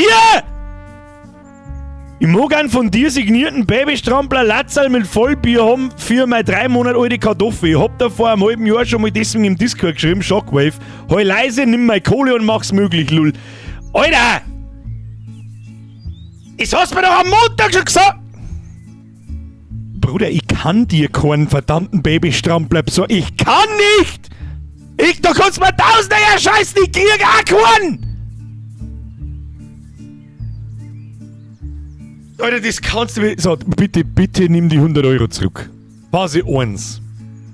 Du bist lang nur dabei, das weiß ich. Mr. Shockwave, du bist schon sehr lang dabei. Phase 1. Gegen Bezahlung mache ich gar nichts. Phase 2. Ich kann wirklich nicht. Das habe ich da am Montag schon gesagt. Ich krieg ja auch keinen. Ich krieg keinen. Phase 3. 3 Monate alte Kartoffel. Und es tut mir so leid! Kauf Windeln und Zeug fürs Baby, Alter. Ja, aber wieso? Nimm die 100 Euro und kauf selber Zeug für dein Baby! Was soll das denn? Gustl, das kannst du nicht bringen. Kauf einen Strampler und Transferfolie und dann kannst du es selber machen. Ja, kann ich! Aber du hast quasi Holz vergessen! Ich lass mich nicht bezahlen wie eine Nutte! Weißt du, was passiert, wenn ich das tue? Dann gibt der Nächste mit 100 Euro. Bürger, kannst du mir, keine Ahnung, kannst du mir mein Radl signieren? Kommst du vorbei und schau, nimm das Geld und kauf Zeit, lass doch mal in Ruhe! Ich möchte mit so etwas nicht konfrontiert werden. Gustl, auf der Stelle, zieh sofort das Geld zurück. Auf der Stelle. Auf der Stelle. Na, er soll es selber machen. Der Schockmal wurde aber so. Ja, das ist schon er. Nimm die 100 Euro, kauf deinen Babystrampler, nimm das Logo und mach Transferfolie und mach's drauf. Für deine 3, bis dahin 2 Monate alte Kartoffeln. Ich muss halt automatisch. Ich lasse mich nicht bezahlen wie eine Nutte. Made my day. Ja, ist aber so! Das haben jetzt schon mehrere probiert, das ist das Problem. Und ich habe auch die dumpfe Befürchtung, du ziehst die 100 Euro nicht zurück, aber das kannst du vergessen. Tu es, meine ich wirklich ernst. Nimm das Geld und mach's selber. Man kann Donations zurückziehen. Man kann PayPal-Dinge immer zurückziehen. Das ist ja das Gefährliche.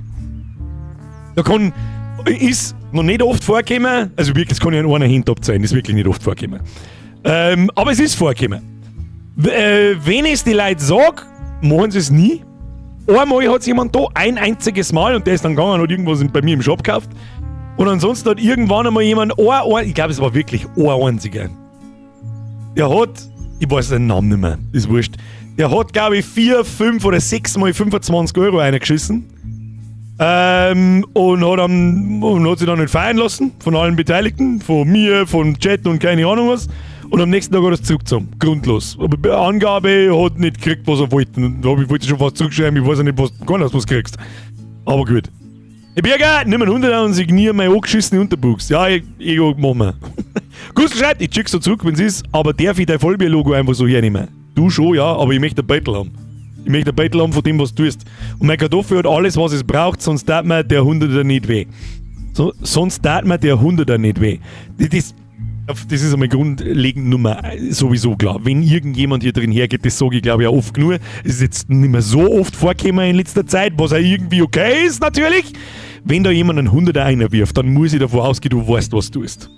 Wenn du irgendeinem Idioten im Internet einen 100er hinwirfst, dann muss ich davon ausgehen, du weißt, was du tust, oder dir das Geld einfach wurscht. Weil du was ich verdienst. Dann ist es mir wurscht. Sag ich dir freiwillig, was es ist.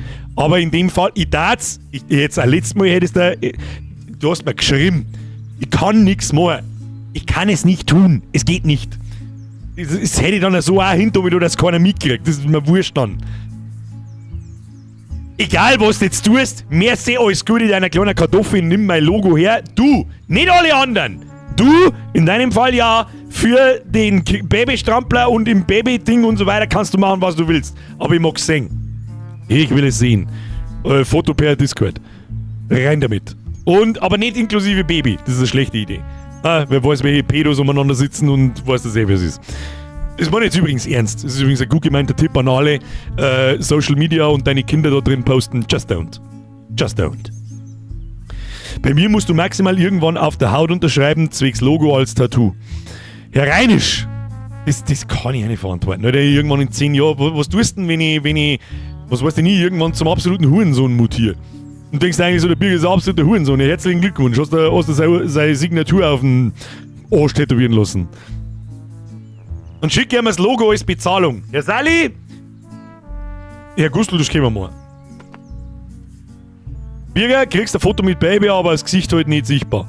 Ja, wenn du es mir privat schickst, ist vielleicht was anderes. Ich weiß jetzt nicht, ob du davon ausgehst, dass ich dann komische Sachen damit mache. Selbstverständlich nicht.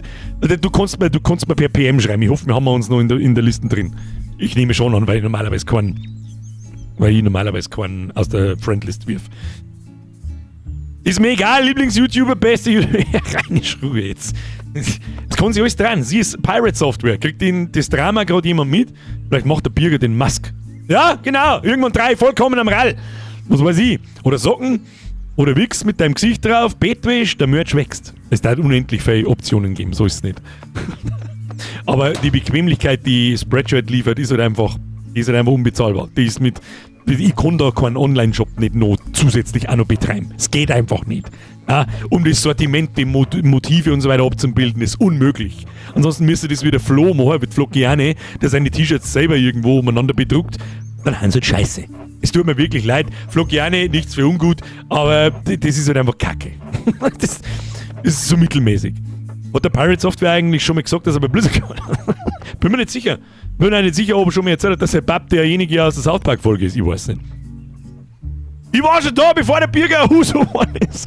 Technofreak, merci. Servus Birger, schau mir unten links, ob der Verkauf der Möbel gut läuft. Ja, ich verstehe. Herr Technofreak, merci dir. Mr. Gustl, ganz ehrlich, ich habe absolut kein Problem damit, wenn du das zurückziehst. Ist eh klar. Schreib mir, dann schicke ich dir ein Logo. Allerdings, naja, da klangt unsere Konversation, dass dieses Logo deinen PC nicht verlässt. Ist dann hoffentlich klar.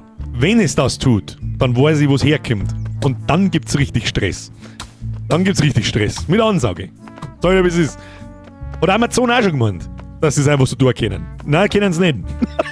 Und das ist zwar immer noch nicht durch, aber das könnte richtig teuer werden. Richtig asozial teuer werden. Da scheißt auf den 100er, das garantiert.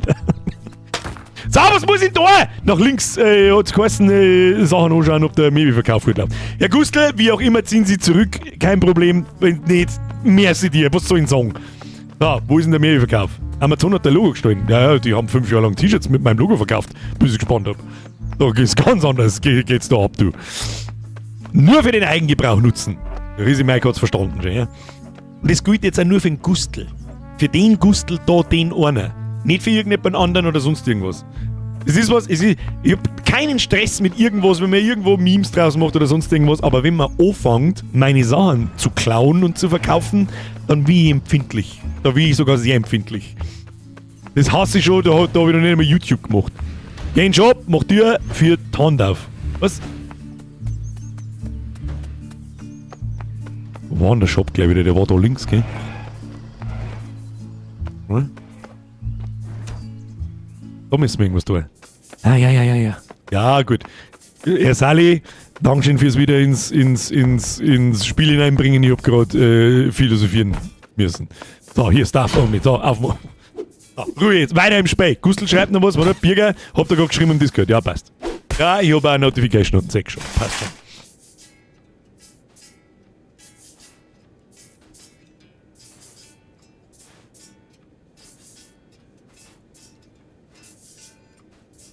Was passiert?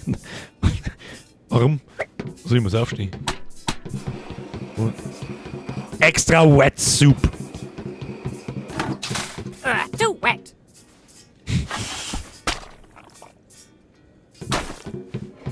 Beans. Ja, das war klar, dass ich dann wieder von links komme. Too dry. Alter, der mal, du komische behinderte ewig lang. Ja, was ist das? Herbert's Lovely Boy Soup. Too lovely? Ich sag too lovely. Too red. Ah, too red. Big Boys Tim Dinner. Blödsinn. Wilby's Wet Mix ist wieder zu wet. Too wet. Wilby's Shit is too wet.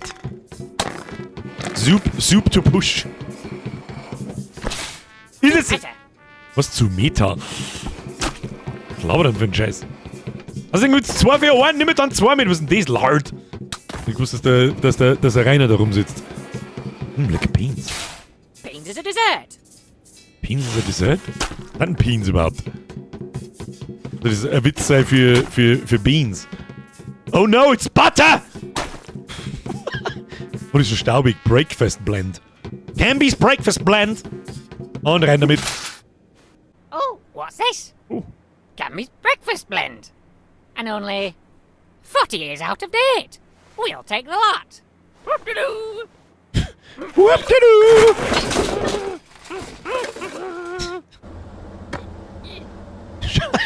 Schauen so. Ich kann's nicht oft genug sagen. Schauen so. Herr Technofreak, ich hab den nicht vergessen. Sobald wir mir an dem Geschäft noch vorbeikommen, schauen wir noch mal nach. Oh dear, this one's homogenized. Altogether, that's 10 bob. Wer hätte das gedacht, 10 Bob? Warum ist denn der Verkäufer und der Kassier eigentlich bloß eine Hand? Warum rennen da 2 hinten miteinander? Was ist denn eigentlich los?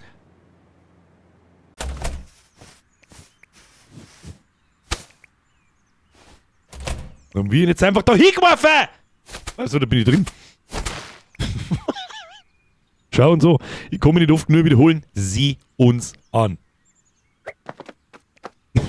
Seidel Sepp schreibt, verkaufe Du-Shirts mit dem Amazon-Logo. Stell dir einfach nur mal kurz vor, was wäre los, wenn ich einen Shop aufmache und T-Shirts verkaufe mit dem Amazon-Grinsen vorn drauf. Stell dir mal vor, was dann los war. Geh nochmal nach rechts, ich glaube, ich kann noch nach rechts.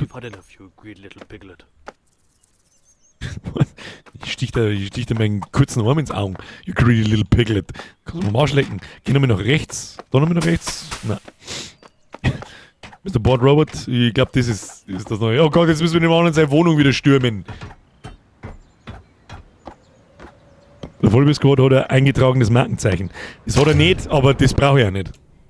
Brauche ich dafür nicht. Ich habe einen Beweisstream. Live-Video. Oh, okay, come on, yep, come on through. That's a public bridalway, this. I'll get you a key cut. I'll call Vonnie right now, in fact. Da ist schon saulästig. Kriegt das mir ein Knierscheibenfotzen. Ein Knierscheibenschein. Ha! Und da in die Mo eigentlich ein Knierscheiben. Ich glaub schon, ich klatscht. Muss der Amazon-Meme draußen Satire oder so. Well, is it brown on both sides? So einfach ist es leider nicht. Is it hot to the touch? Bin nie wieder. Well, Brian, it sounds like you've toasted it. No, it's not going to go back. Oh, er hat eine Kiste hingelegt, das ist gut. Schnurcht er wieder. Kann ich ihn aufwickeln? Nein, kann ich nicht. Das ist so dumm.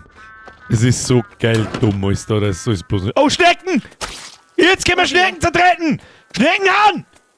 Jetzt zeigen wir die Schnecken an! Na! Oh, die ist abgehauen. Da müssen wir im Brunnen rein. Ich habe schon gesehen. Ich lasse mich aber auch so leicht ablenken. Ich hau alle Schnecken zu Kacke. Fotz der Schneck! Schneck, wie geil das ausschauen, als jetzt ein 4-Jähriger zeigt.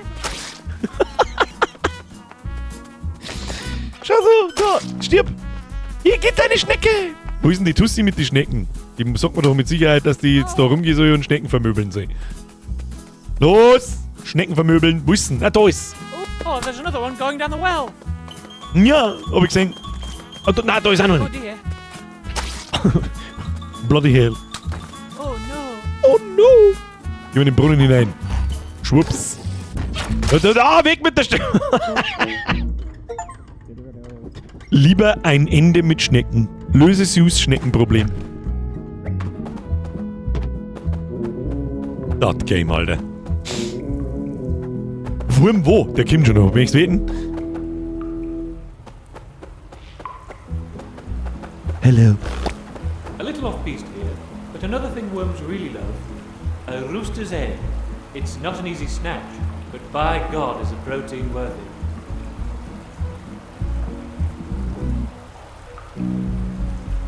Weißt du, was mir ein bisschen abgegangen ist? Hello, I'm a worm. Das Game, Alter. Das Game macht mich komplett fertig. Gustl schreibt nämlich was. Das mit Donation zurückziehen mit PayPal ist behindert. Ich kann nur einen Fall aufmachen, also kauf da von dem Huni ein sauberes Fleisch und Bier und was für deine Flauschis. Dann machst du den Fall auf. Dann bestätige ich den Fall und dann geht's zurück.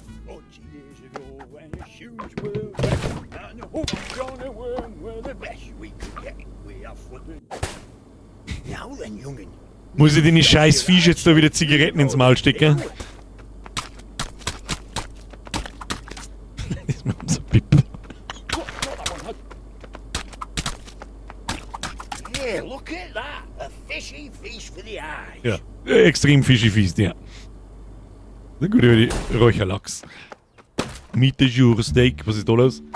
Alright, if you must know, cocktail sausage down the snorkel. Haven't been able to enjoy a buffet since. Ooh. Ich hab keine Ahnung, was die Leute lauern, Alter. Wenn ich reinspringen, nein, kann ich nicht. Dogs Rocks. Another thrilling installment of the newspaper. Das Beste hast du gerade verspült. Was hab ich? Ich hab überhaupt nichts verspült, ich hab überhaupt nichts da. Beim Fischen. Was? Aber das Beste ist bei ihm, was? Ooh, feels good. Ooh, no, stop. That's enough. Close to you to Smacky Bam Bam. Es ist so stumpf behindert. Hab ich euch eigentlich heute schon mal belästigt, damit auf den verdammten Daumen nach oben zu drücken? Hä? Nicht, dann tu es! Frag nicht! Warum? Ich schaue jetzt circa 3 Stunden so nebenbei beim Lernen oder Zocken zu. Ich habe immer noch keinen Peil, was in dem Spiel abgeht. Das ist aber absoluter Fiebertraum. Das ist das absolut Beste, was wir jemals gespielt haben. Da ist was. Was? Crime. Still at large. Big.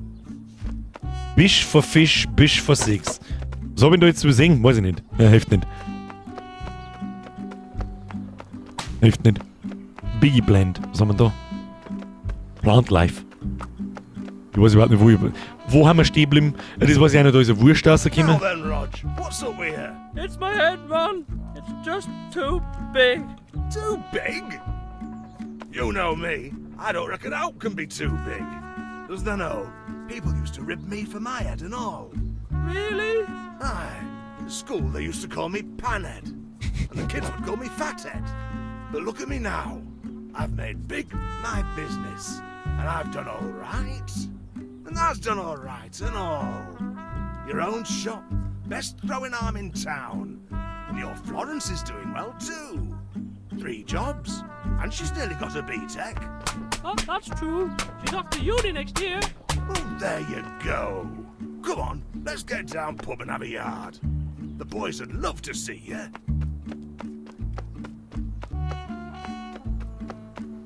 Ich weiß nicht mehr, was wir da haben müssen.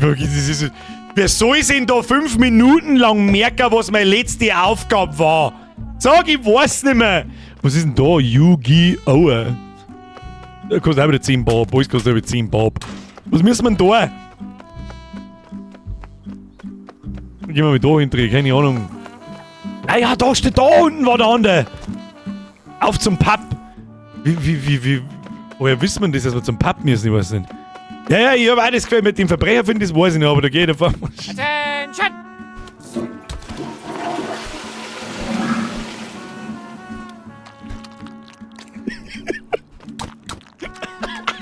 At ease, man. Was ist denn? Da komme ich glaube ich nicht weiter, da muss ich wieder nach links und dem Stromkasten glaube ich vorbei. Dann hoffe ich, dass ich einen Techno-Freak seinen Wunsch noch erfüllen kann und nochmal an diesem Wohnzimmer da, an dem Zeug da vorbeikomme. Da muss ich da rauf. Ja, da können wir nicht rauf, gell? Da gibt's nichts da oben, da ist das Bett. Es ist so geistesgestört behindert. Ja, geh doch rechts raus. Was, da kann man doch nicht rechts rausgehen. Haben wir da rechts bei dem Typen rausgehen können? Nochmal zum Biff. War schon richtig nach rechts am... Man kann da rechts am Klo vorbei, das habe ich nicht mehr gewusst schon, ja. Wo kann man... Ach, da in der blaue Klappen, oder? Ja gut, das habe ich gesehen. Ah, da haben wir wieder da. Wo haben wir da einspringen müssen? Ja, da haben wir wieder da.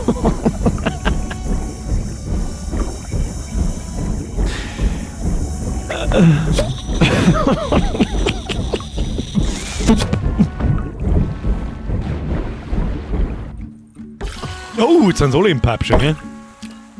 There you go, lad. Hey, go, lad!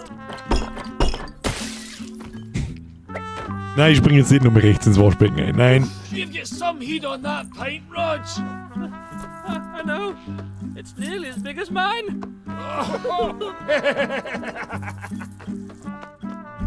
Und jetzt? Wo müssen wir? Doctor says my kicking days are over. What I'll do now? Das sind Sachen, ich weiß nicht, wie man auf sowas kommt. Jetzt lerne ich mich mal aus dem Fenster, ohne da jetzt in Eigenlob zu versinken oder so, aber mir ist auch schon viel Scheißdreck eingefallen, aber keine Ahnung. Er steckt schon wieder im Loch fest. Hat eine Bubbles habe ich auch gesucht. Kalt fand ich sie besser, hä? Ja, ein Toast. Und da müsste doch dann links irgendwo, dass ich den Techno-Freak seine Geschichte noch erledigen kann. Ja, da, ist es nicht da irgendwo? Da, warte mal. Ausverkauft. Vergossene Bohnen. Nimm einen Mann seine letzte Freude. Kurz Achievement. Was mit dem? Jetzt sag ich dir was. So wie er schaut. Sorry, nochmal zur Hand. Ja, alles gut. Ich war jetzt einfach die ganze Zeit von links nach rechts gegangen. Die Hand, die geht ja da lang. Ich komm ja gar nicht mehr in den Brunnen rein. Also ich komm ja gar nicht mehr ins Loch rein. Da steht ja... Wie kommen da jetzt hin?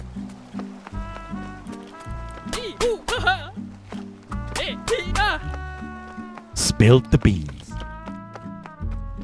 Kann ich da irgendwo nach rechts? Dein Mann! Drunk Driver. Nach links zu der Tür. Links war die Hand. Du meinst zum Start der Hand. Ja gut, das macht Sinn. Ich meine ans Ende der Hand. Weil wir haben noch nicht fertig mit den Handschaften. Florence, no, seriously. So, wo kommt die Hand gleich wieder raus? Da kommt die Hand raus. Ab zur Hand. Sprech zur Hand. Der andere ist auch schon fort.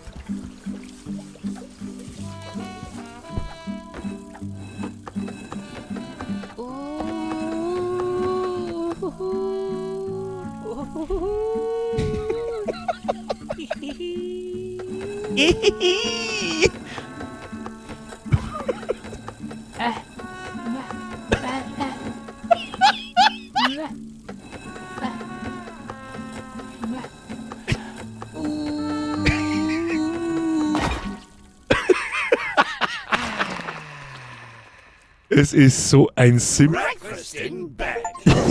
Frühstück im Bett, Achievement. Gehe Suppen shoppen. Olli.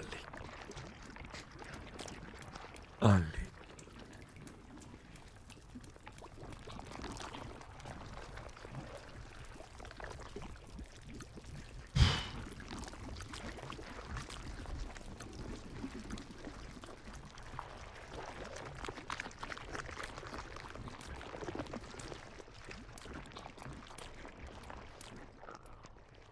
Love, your dinner's ready. Love? Hey, love, look who's come for tea. Hello, lovey. Just in time for soup. All homemade. But oh no, it looks as if our cuckoo clock is broken. Warum schauen die aus wie Kartoffeln? War mir das Kind, wenn ich jetzt mal... Oh dear, it's really broke. Please won't you help us fix our clock? Forget that clock and bash this mole. We need to knock him down the hall. You gotta stop instead and help me slice my crusty bread. Ich kann noch was drücken, aber... Round, don't stop until my meat is drowned. I think it's still a little broke. Help us fix our ticky-tock. Where have you been, lad? Can't you see? There's 40 moles and one of me. Shall we cut a proper slice? Move the handle left and right. Spinning quickly with the key to make the mince for shepherd's tea. That meat is drowned, come help with this. I need to chop up all my fish.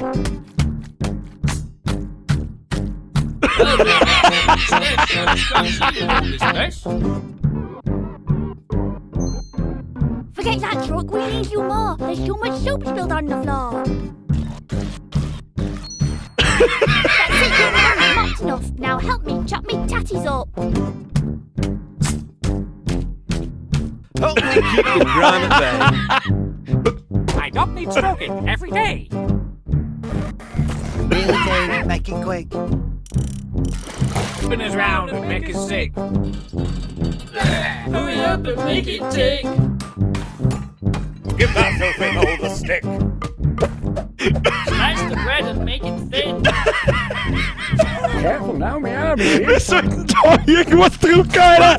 Halt doch dein Maul jetzt! Give my dog a stroke. Finny, let's see what I've got. Push until we both fall off. Do you not hear what we both said? Bash that mole until it's dead. Let's get through that lovely crust. Ja, wie lange geht denn die Scheiße?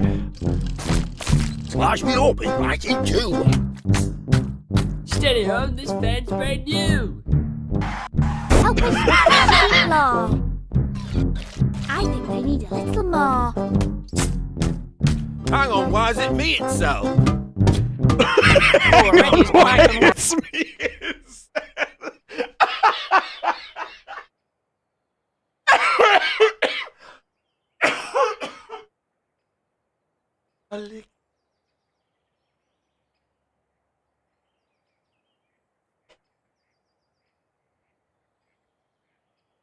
Oh, leck mich am Arsch, Alter, wie, Alter.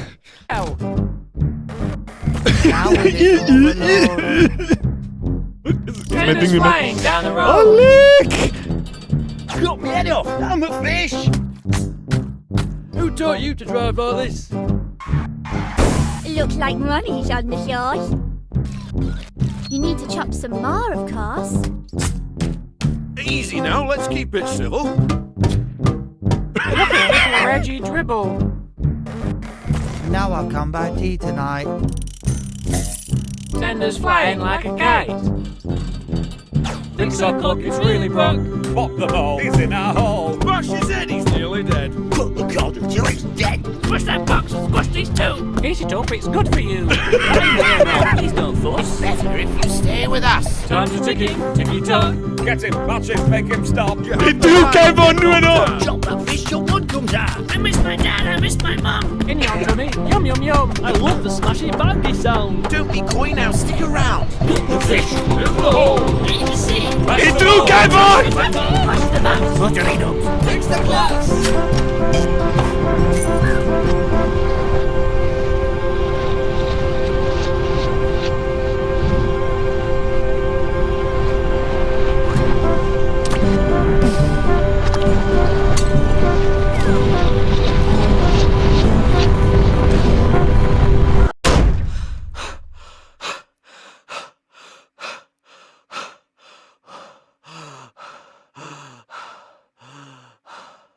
Oh, there you are, lovey. It should be ready for you now if you'd like to bob in.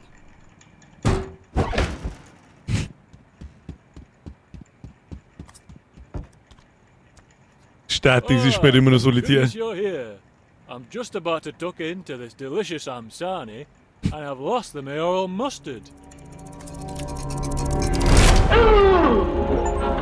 Wow. Ein Glück, dass es vorbei ist, Achievement. Schließe das Spiel ab.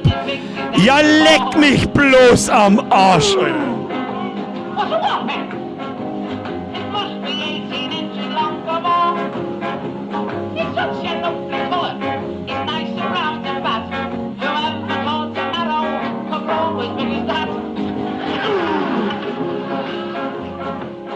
What a beauty!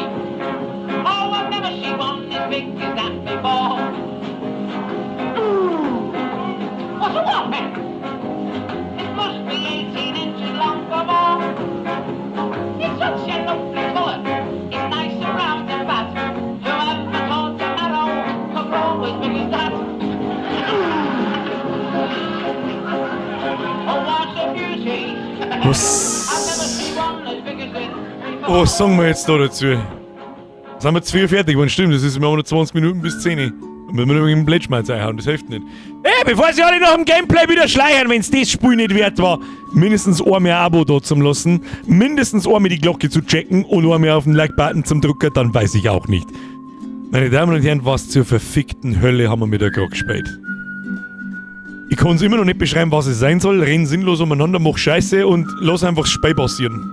Lass das Ding einfach passieren. Wie dermaßen genius dieses Ding ist, was auf den ersten Blick nicht schwierig zu erkennen ist. Weil man es schnell als absolut Schwachsinn tut und sagt, hä, was soll ich... Ja, leck mir am Arsch. Ja, leck mir hier bloß noch, aber Schluss.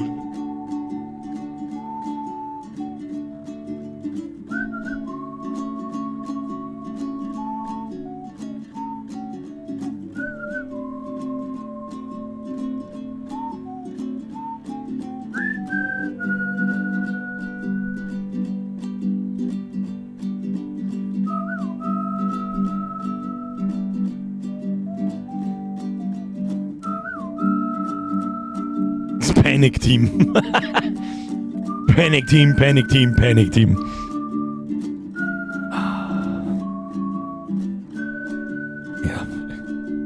für das, was das Spiel sein will, ich weiß nicht so genau, was es sein will, glatte 10 von 10. Soundtrack geil, Artstyle geil, Idee 15 von 10, wer kommt auf sowas?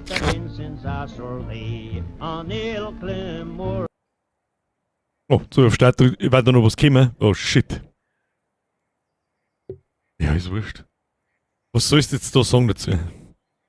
Was sollst du da jetzt sagen dazu? Leck mich am Arsch. Klappohrbirger, mit und ohne Til Schweiger. Was bitte waren das? Ich hab keine Ahnung. Aber der Humor ist wirklich... Waren natürlich auch ein paar Sachen dabei, ist nicht so lustig waren, aber extrem viele Sachen.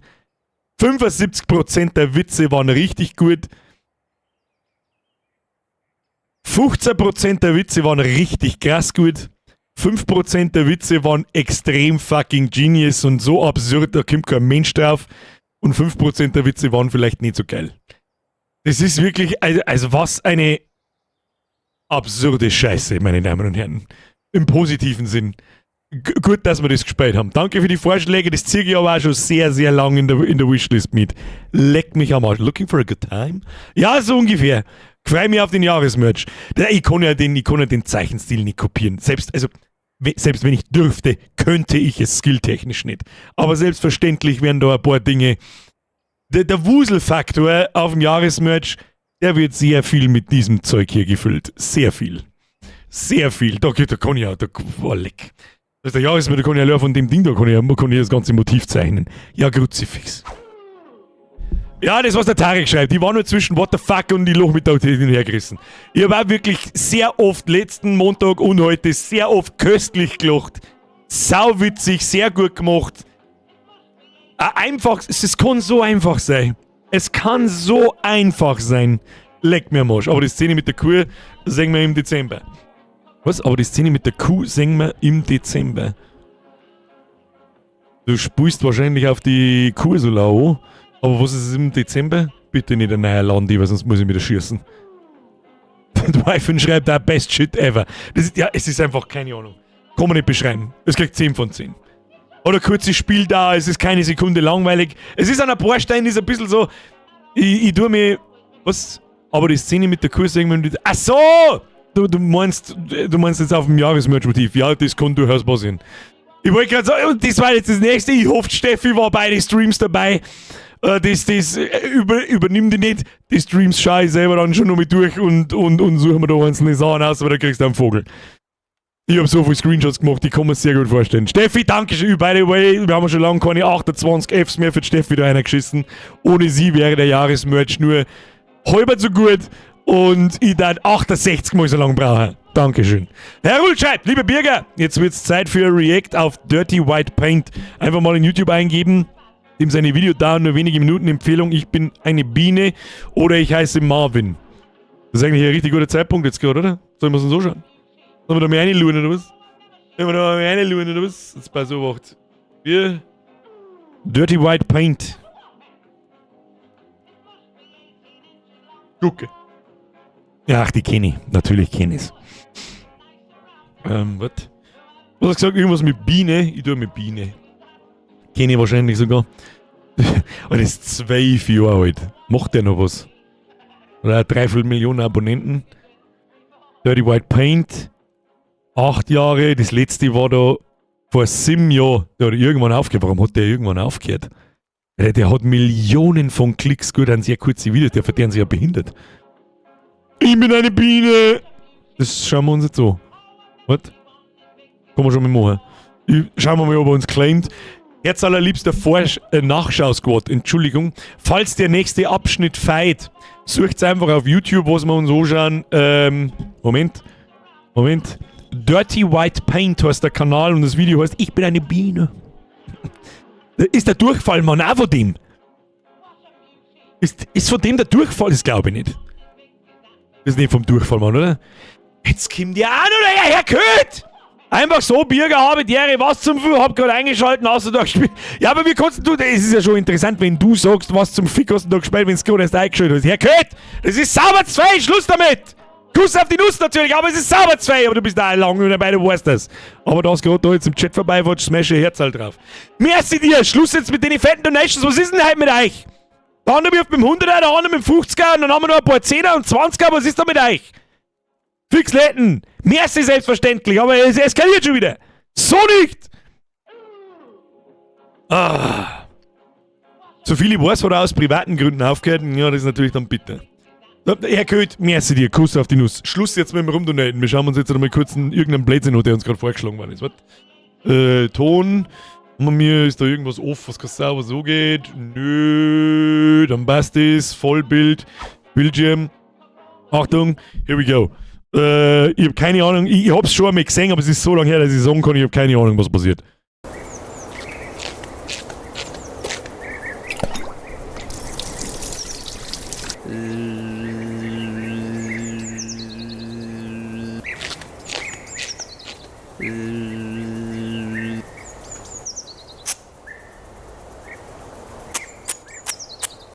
Hey, wer bist du? Ich bin eine Biene. Was machst du da? Ich bestäube dich. Was ist hier denn eigentlich los? Warum hilft mir denn keiner? Du wirst gefickt.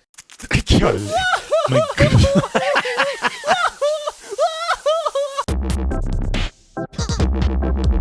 Die Dubstep-Zauberflöte. Und, weißt, und vor 12 Jahren hat so eine stumpfe Kackscheiße halt einfach funktioniert heute noch teilweise, aber heute funktioniert es nicht so. Das glaube ich, darf heute nicht nochmal so funktionieren. Alter Köth, was tust du denn jetzt? Oder was machst du denn? Ich habe in der Ansicht habe ich kein Alert drin. Also ich hab halt Bock auf Donau... Alter, chill. Ich weiß gerade nicht, was gerade passiert ist bei dir. Lasst es... Stop it, okay? Ich weiß nicht, was... Ich weiß nicht, was da los ist. Aber irgendwas war. Herr Köth, stop it. Ich weiß nicht, ob du gerade randvoll bist. Oder keine Ahnung was. Stop it. Stop it. Okay? Bei YouTube kann ich dann noch nicht einmal sagen, Zug, weil es nicht geht. Herr Köth! Kriegst du privat heute was auf? Lohntütengeld. Urlaubsgeld käme, Lohntüten käme. Ich weiß nicht, was da heute los ist. Am Montag war es auch schon recht ähnlich. Ich weiß nicht, was da gerade los ist. Das war schon eine ganze Zeit nicht mehr. Man denkt, jetzt ist endlich einmal einigermaßen ruhig und einigermaßen halbwegs akzeptabel. Köth, Gustl, was weiß ich was, wer alles. Halt mein Hunderter. Und müssen wir wirklich mit den Ansagen wieder anfangen. Meine sehr verehrten Damen und Herren, ich hoffe ganz extrem, ihr wisst, was da tät. Und ich muss mich darauf verlassen können, dass ihr wisst, was da tät und dass das Geld, dass euch am Geld nicht fehlt. 100 Euro, 150 Euro und auch 10er und auch 5er ist einfach Fake Geld. Da müssen andere für einen 100er eine halbe die Woche arbeiten. Ja? Und ist jetzt da bei behinderte Drecksspiele, Loch mit Tod und überhaupt und sowieso.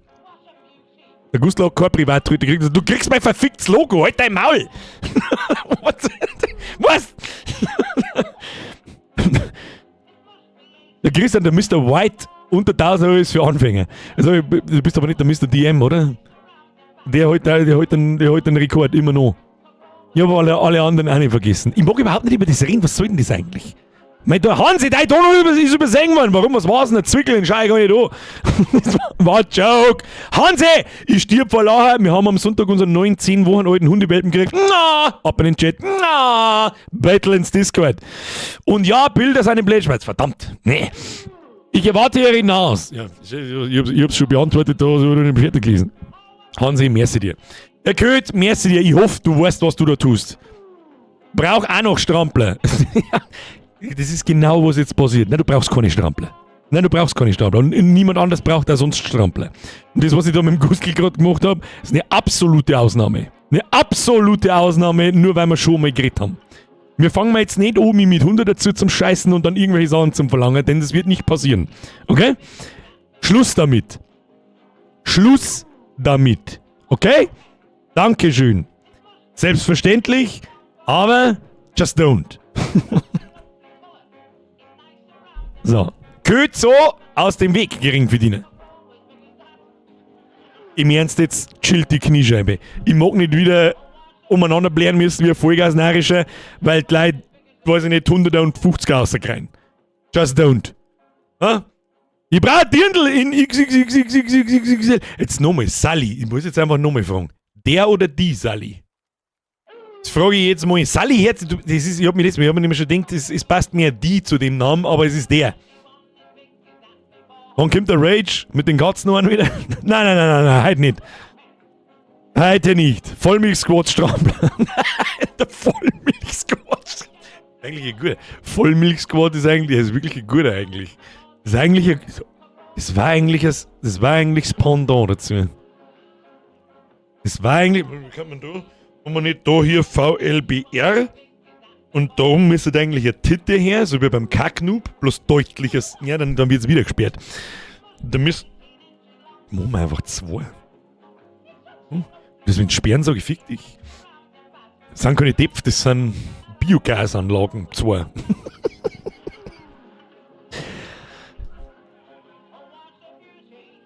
Braucht man einen Vollmilch-Squad. Das ist der Wunsch. Oder was natürlich auch geht, man nimmt es so und man macht eine Tizi-Flasche halt. Nee, ich hab da eine Idee. Ist das wirklich euer Ernst? Ich schwör's euch. Wenn ich das Logo mache und ihr kauft mir einen Babystrampler mit dem Logo, dann komm ich und hau euch einen Knockertnosch. Da schreien nämlich schon wieder Leute, ja, die überhaupt keinen brauchen! Muttermilch-Squad. Der Mumi-Squad. Gleich aufschreiben, du vergisst das. Nein, das ist eine zu gute Idee, die vergiss ich nicht. Ich bin unschlüssig, wie es genau ausschaut und wie es genau heißt, aber Vollmilch-Squad, das passt auf alle Fälle schon mal gut. VLCH oder VLMI und dann, ob ich 2 Titten mache oder eine Dizi-Flasche, das... Also ihr braucht einen Strampler in 8-fach XL, ja jetzt. Das brauchen wir für den Februar. Warum muss es im Februar? Maxi,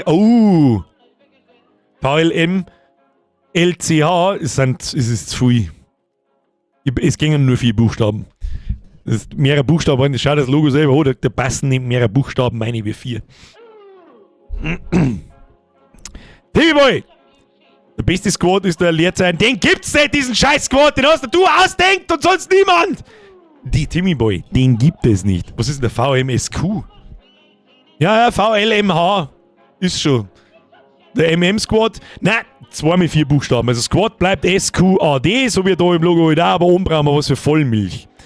Eigentlich VLM, ja, es war eigentlich schon VLMCH. Muss ich mal schauen, ob wir das zusammenquetschen kann, aber das schaut dann wahrscheinlich scheiße aus. Wann Vollbier-Squad-Logo-Poster? Gute Frage. Soll ich das gleich mit dazu machen?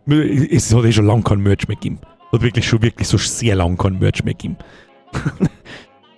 Und wenn du dann 3 Zeiler draus machst, das darf eigentlich auch ganz gut passen, weil dann wird das Logo ein bisschen länger und passt dann besser zu einer, weißt schon, wird dann besser zu einer Dizi-Flaschen. Jetzt Ruhe, ohne Scheiß, jetzt hört's auf mit den scheiß goldenen Rahmen, ihr Pimmelberger! Ich hab kein Baby und ich hab keinen Strampler, aber ich will jetzt einen Babystrampler von dir. Leg schon Ruhe jetzt. Nein! Warum ein 25? Warum, Mann? Leute, Phase 1. Da sind am Gameplay habe ich sehr viele Leute schleichen erstmal an die alle Habitäre.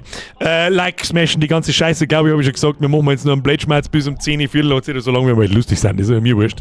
Aber das ist eigentlich eine gute Idee. Mir soll schon lange kein Merch mehr geben und das mit den Babystrampler ärgert mich auch wirklich selber, weil ganz ehrlich, wir haben viele Freunde, Bekannte, haben da sehr viel Zeug gekauft von dem Graffi und es haben immer Leute Babystrampler und sein Zeug auf, bis sie es gesperrt haben. Das ist echt schade. Und unter anderem ist der Gustl jemand, beziehungsweise ich mag jetzt den Namen nicht sagen, weil wer weiß, hat mich wirklich auch angeschrieben, so mit, ey, was ist denn da damit? Ich hab dann nachgefragt, ich hab einen Ansprechpartner bei Spreadshirt für die Sachen. Kriege ich nicht freigeschaltet. Kriege ich nicht. Und ich genieße tatsächlich ein paar Sonderrechte bei bei Spreadshirt oder habe sie genossen, weil über das ganze Jahr, es hat ja schon ewig kein neuer Merch mehr gegeben, die haben mir irgendwann einmal eine E-Mail geschrieben, hey, bist du da eigentlich? Ich mache halt keine Werbung nicht dafür und nichts, das ist halt so bei uns, ihr wisst es, ist bloß einmal im Jahr so wirklich Werbezeit, das ist so im November, Dezember, wenn der Jahresmerch fertig ist und allerhöchstens noch einmal irgendwann dazwischen. Also es wird dieses Jahr auch wieder, hoffe ich habe mit dem Chris noch nicht wirklich geredet, aber so halbscharig, ich hoffe, dass wir dieses Jahr zum Horror Oktober wieder ein neues Motiv machen, der Jahresmerch natürlich. Hört sie jetzt auf mit der Geldnummern und Scheißerei, was ist denn mit euch? Turnuber-Sepp! Werden 2 angezeigt, 5,39 wurden es ja nicht. Was? Nochmal. Was ist denn das? Amox. Merci für 10 Monate übrigens mal. Timmy war merci für den Euro. Ich kann merci für 14 Monate. Erhöht merci für 43 Monate. Ja, ich brauche auch für einen Strampler. Erhöht. Ruhe jetzt. Nein. Don't. Überleg dir, was zum Vollmilchsquad des Interpretationsspielraum lässt. Ich weiß genau, auf was du aufspielst. Sally, weil es das sonst nicht lässt. Der Sallerberger, aber ich bin gern auf Grindcore-Festel unterwegs. Das kann ich mir merken. Schau, jetzt hoffe ich, es bleibt jetzt hängen, dass ich mit dir Grindcore-Festel in Verbindung bringe und eine Frau mit einem Hauch von Verstand geht da nicht hin. Deswegen kann ich mir auf jetzt merken, der Sally. Alles klar. Dampfler! Schatz! Heute ohne Gummi! Spinnst du? Hey, Birger macht einen Strampler mehr. Ja, dann rein ins Vieh. Dampfler, merci dir. Hört sich jetzt auf mit einer behinderten Donetterei. Was soll denn das jetzt eigentlich? Der Bier schreibt, was ist denn mit 3,5% Squad? Der hat 4x4 Zeichen. Ja, aber da ist eine riesengroße Lücke drin durchs Komma. Wie kommst du auf 3,5%? Ich weiß nicht, er fast anspeist. Auf Bier? Was ist das für Bier, Alter? Ich trinke nur Erwachsenenbier. Bier, merci dir. Longleg nix Ruhe, wo ist mein Strampler? Und ja, den Babystrampler ziehe ich an. Okay. Also, einigen wir uns auf Folgendes. Ich überlege mir bis nächsten Montag, was wir aus dem Vollmilch-Squad machen. Okay? Und am Montag zeige ich es euch dann. Okay? Ist das ein Deal? Irgendwas denke ich mir aus. Ob es ein Tizi-Flascherl ist oder Titten oder irgendwas, vielleicht fällt mir irgendwas anderes ein.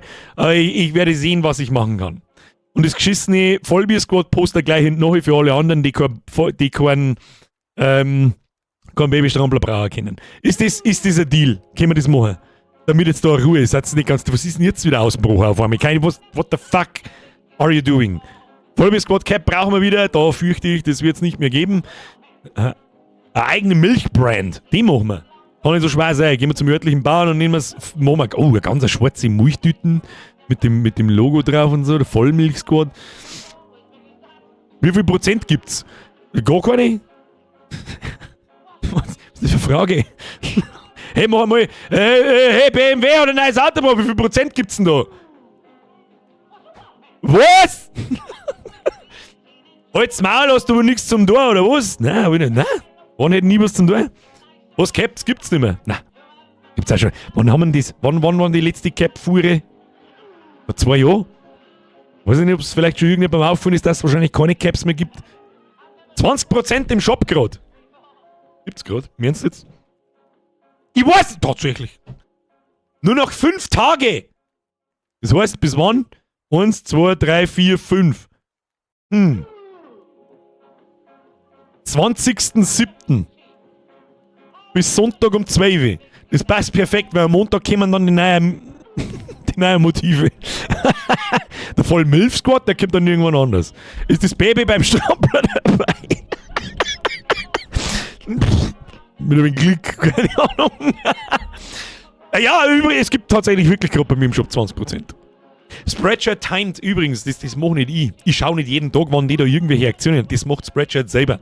Ich kann bloß sagen, ich mache mit oder nicht. Das muss man aber jetzt mal abwählen. Und das tue ich nicht. Da ich so gut wie nie Werbung für einen Shop mache über das ganze Jahr, außer wenn der Jahresmerch kommt oder ein geplantes Motiv kommt. Weil letztes Jahr zum Beispiel das mit dem Kurztrip-Video, mit Halloween und dann der Jahresmerch, das sind so 3 über das ganze Jahr.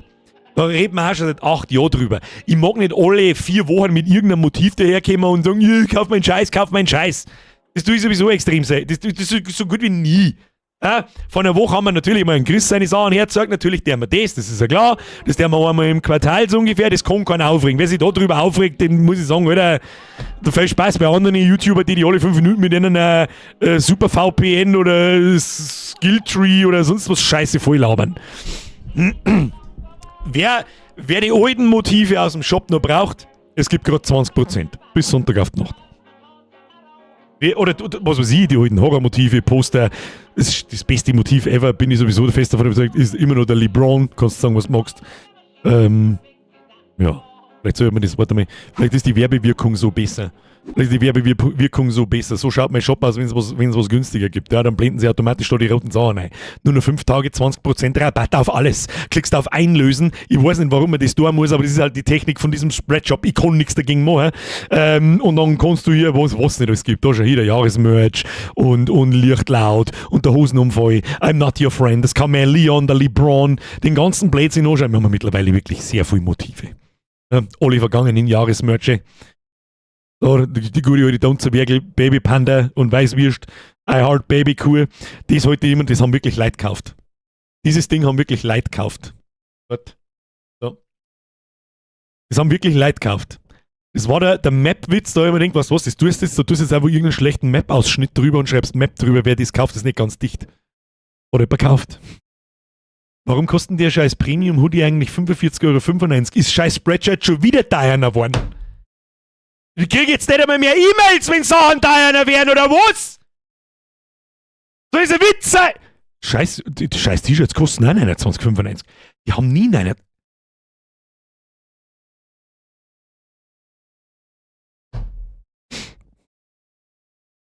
Ich möchte mit Nachdruck betonen. Erstens, das habe ich nicht gewusst. Zweitens, die Preise habe nicht ich, das ist halt €1 teurer geworden. Das ist jetzt nicht, als der Welt untergeht, aber es ist teurer geworden. Ich wurde nicht darüber benachrichtigt und es ist schon wieder teurer geworden. Ja, ich kann nichts dagegen machen, was soll ich machen? Was soll ich machen? Aber ohne 20%, oder? Ja, die werden schon abgezogen. Also du willst da, hier, und dann kostet es halt 24 €. Ja, da werden bloß wieder irgendwelche Adressen noch gezeigt, das der man nicht. Den Fehler machen wir nicht nochmal. Nein. Gut, geil, mir ist wieder ein Fünfer. Ich darf immer auf rosa Bürger Bitches T-Shirts warten. Verdammt gut, geil, ihr müsst euch zusammen tun und müsst mehr werden. Verdammt, Bürger Bitches. Weißt du, was auch das große Problem ist? Mir fällt für Bürger Bitches nichts ein. Mir fällt nichts ein. Na, der Chef weiß nicht, wenn es da einer wird. Das ist mir ich verzeih euch da übrigens keine Scheiße. Jeder kann normal, jeder Idiot kann auf 2 Minuten ein Spreadshirt aufmachen. Ja? Wenn du keine Motive hast, ist halt ein Krampf. Jeder kann nachschauen. Ja? Normalerweise beim letzten Mal bin ich benachrichtigt worden, hey, ab dem und dem Zeitpunkt werden bestimmte Produkte teurer.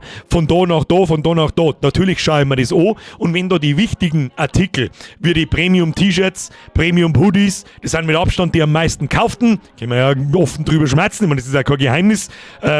Was für Damen haben sie natürlich nicht ansatzweise so viel wie für Männer, aber auch einige, es sind haufenweise Mädels dabei.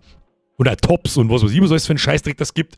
Aber die wichtigsten sind einfach die normalen schwarzen und mittlerweile dunkelgraue Männer-Premium-T-Shirts und für Damen auch, weil ich immer wieder sage, die grauen haben einfach XP so. Hau jetzt du ab mit deinem Scheiß! Was ist denn jetzt eigentlich Ausbau? Jetzt haben wir mit dem Spain aufgehört. Hey, wir haben nur 4 Stunden, haben wir jetzt 4 fertig geworden. Ja, schmeiß mir den Vollidioten mit Geld zu. Sobald er nicht Computer spielt, da geht. Ich soll halt eigentlich gar nicht mehr Computer spielen. Ich soll mir bloß noch hersitzen und irgendeine Scheiße labern, wenn es nach dem geht. Machst halt sowas wie die GNTM-Logo für Bürger Bitches. Was ist ein GNTM? Was ist ein GNTM, glaube ich?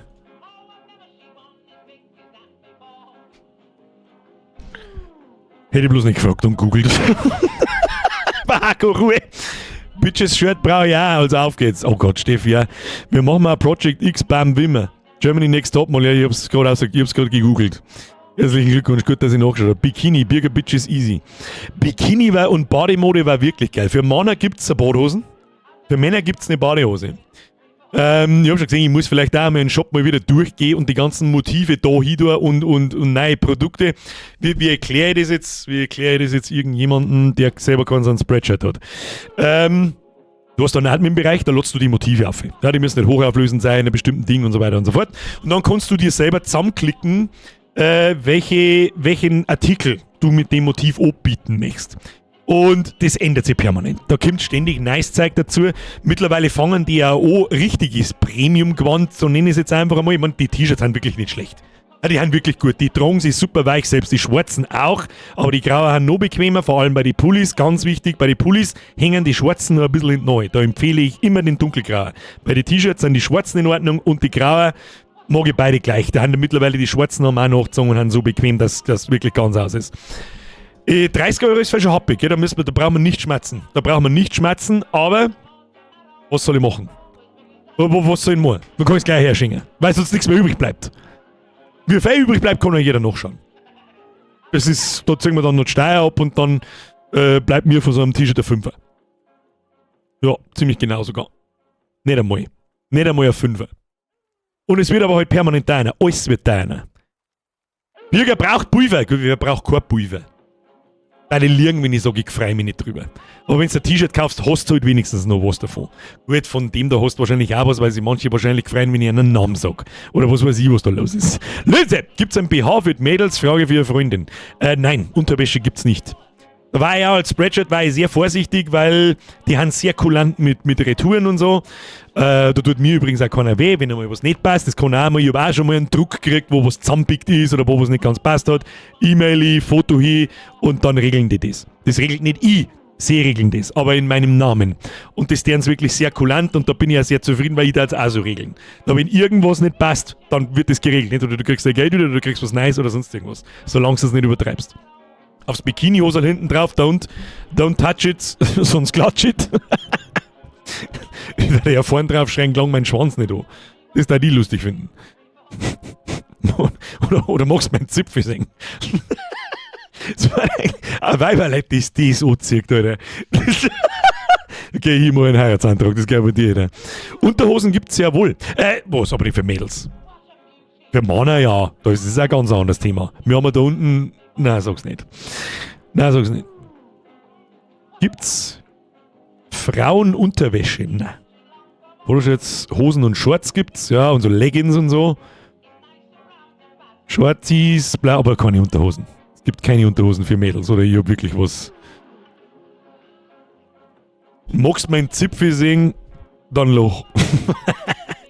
Einfach hinter mit besetzt. Männerbadehosen mit 5 cm Squad, 5 cm halt echt in Ordnung.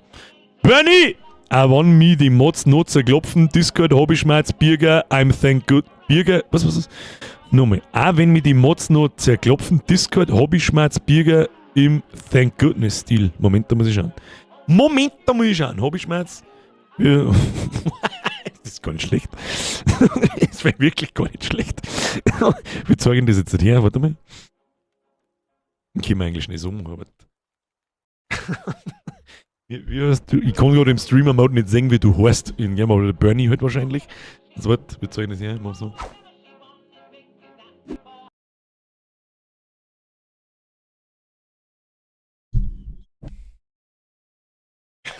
Katzen aber schon fein, aber die haben ja normal nicht Standard.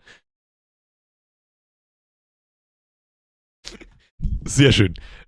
Aber wirklich gut getroffen. Es ist ja eigentlich ein sau einfacher Zeichenstil. Sau einfacher Zeichenstil, wenn man so drüber nachdenkt. Aber die Proportionen müssen passen. Das ist wie und das Sterns. Gar nicht mal so schlecht. Das Einzige, was ich noch korrigieren hat, ist der Haaransatz oben, dass der ist ein bisschen spitz. Und in dem Zeichenstil ist eigentlich nichts recht spitzig. Das ist das Einzige, und das ist jetzt ja auf hohem Niveau, das ist wirklich ulkig gezeichnet. Wirklich ulkig gezeichnet. Sehr gut gemacht. Du gibst den hier. Stark. 16,5 cm Squad. Ja, ich bin für unter Meter geht nix. Na, jetzt mal. Ja, da habe ich radiert beim Haaransatz. Ja, ich seh's. Da habe ich ein wenig eine hohe Stirn gehabt. Ich habe aber mittlerweile. Habe ich eine hohe Stirn? Nein. Ich bin Gott sei Dank, ich bin so froh, dass ich nicht von kreisrundem Haarausfall betroffen bin, Leute. Also ich hab zwar immer wieder das Gefühl, ich sage mal, einmal in der Woche leihe ich meine Bürsten aus. Und da geht ja sicher der Batzen Haar aus, dass ich mir denke, das ist unmöglich, dass ich ein Haar im Kopf habe. Das ist unmöglich. Und zwar so 2 Hände voll Haar haben da dann drin, die wegwirf. Die Daumen sind mega, die Daumen sind wirklich geil. Schaut ulkig aus. Herr Bernie, können Sie zeichnen, was ist da los? Oh, da hau ich auch noch auf. Ein guter, ist wirklich ein guter. So, was ich jetzt tue. was ich jetzt tue? Ich schreibe mir jetzt in den Kalender ein, morgen, nach der Arbeit, machen wir mal so grob früher Nachmittag, mittlerer Nachmittag. Achtung, was wir gerade, weil sonst ist es wirklich. Merch. Vollmilch, Squad. Für Baby-Zeug gibt's dann auch T-Shirts und so, gibt's natürlich dann auch davon. Und VLBR Squad Poster. Finally. Ja. Linse! Gibt's ja wenigstens Amana-Bodosen mit Vollbier-Squad-Logo? Ich glaube, dass ich die schon dazu habe. Das schreibe ich jetzt auch noch dazu. Das machen wir dann noch.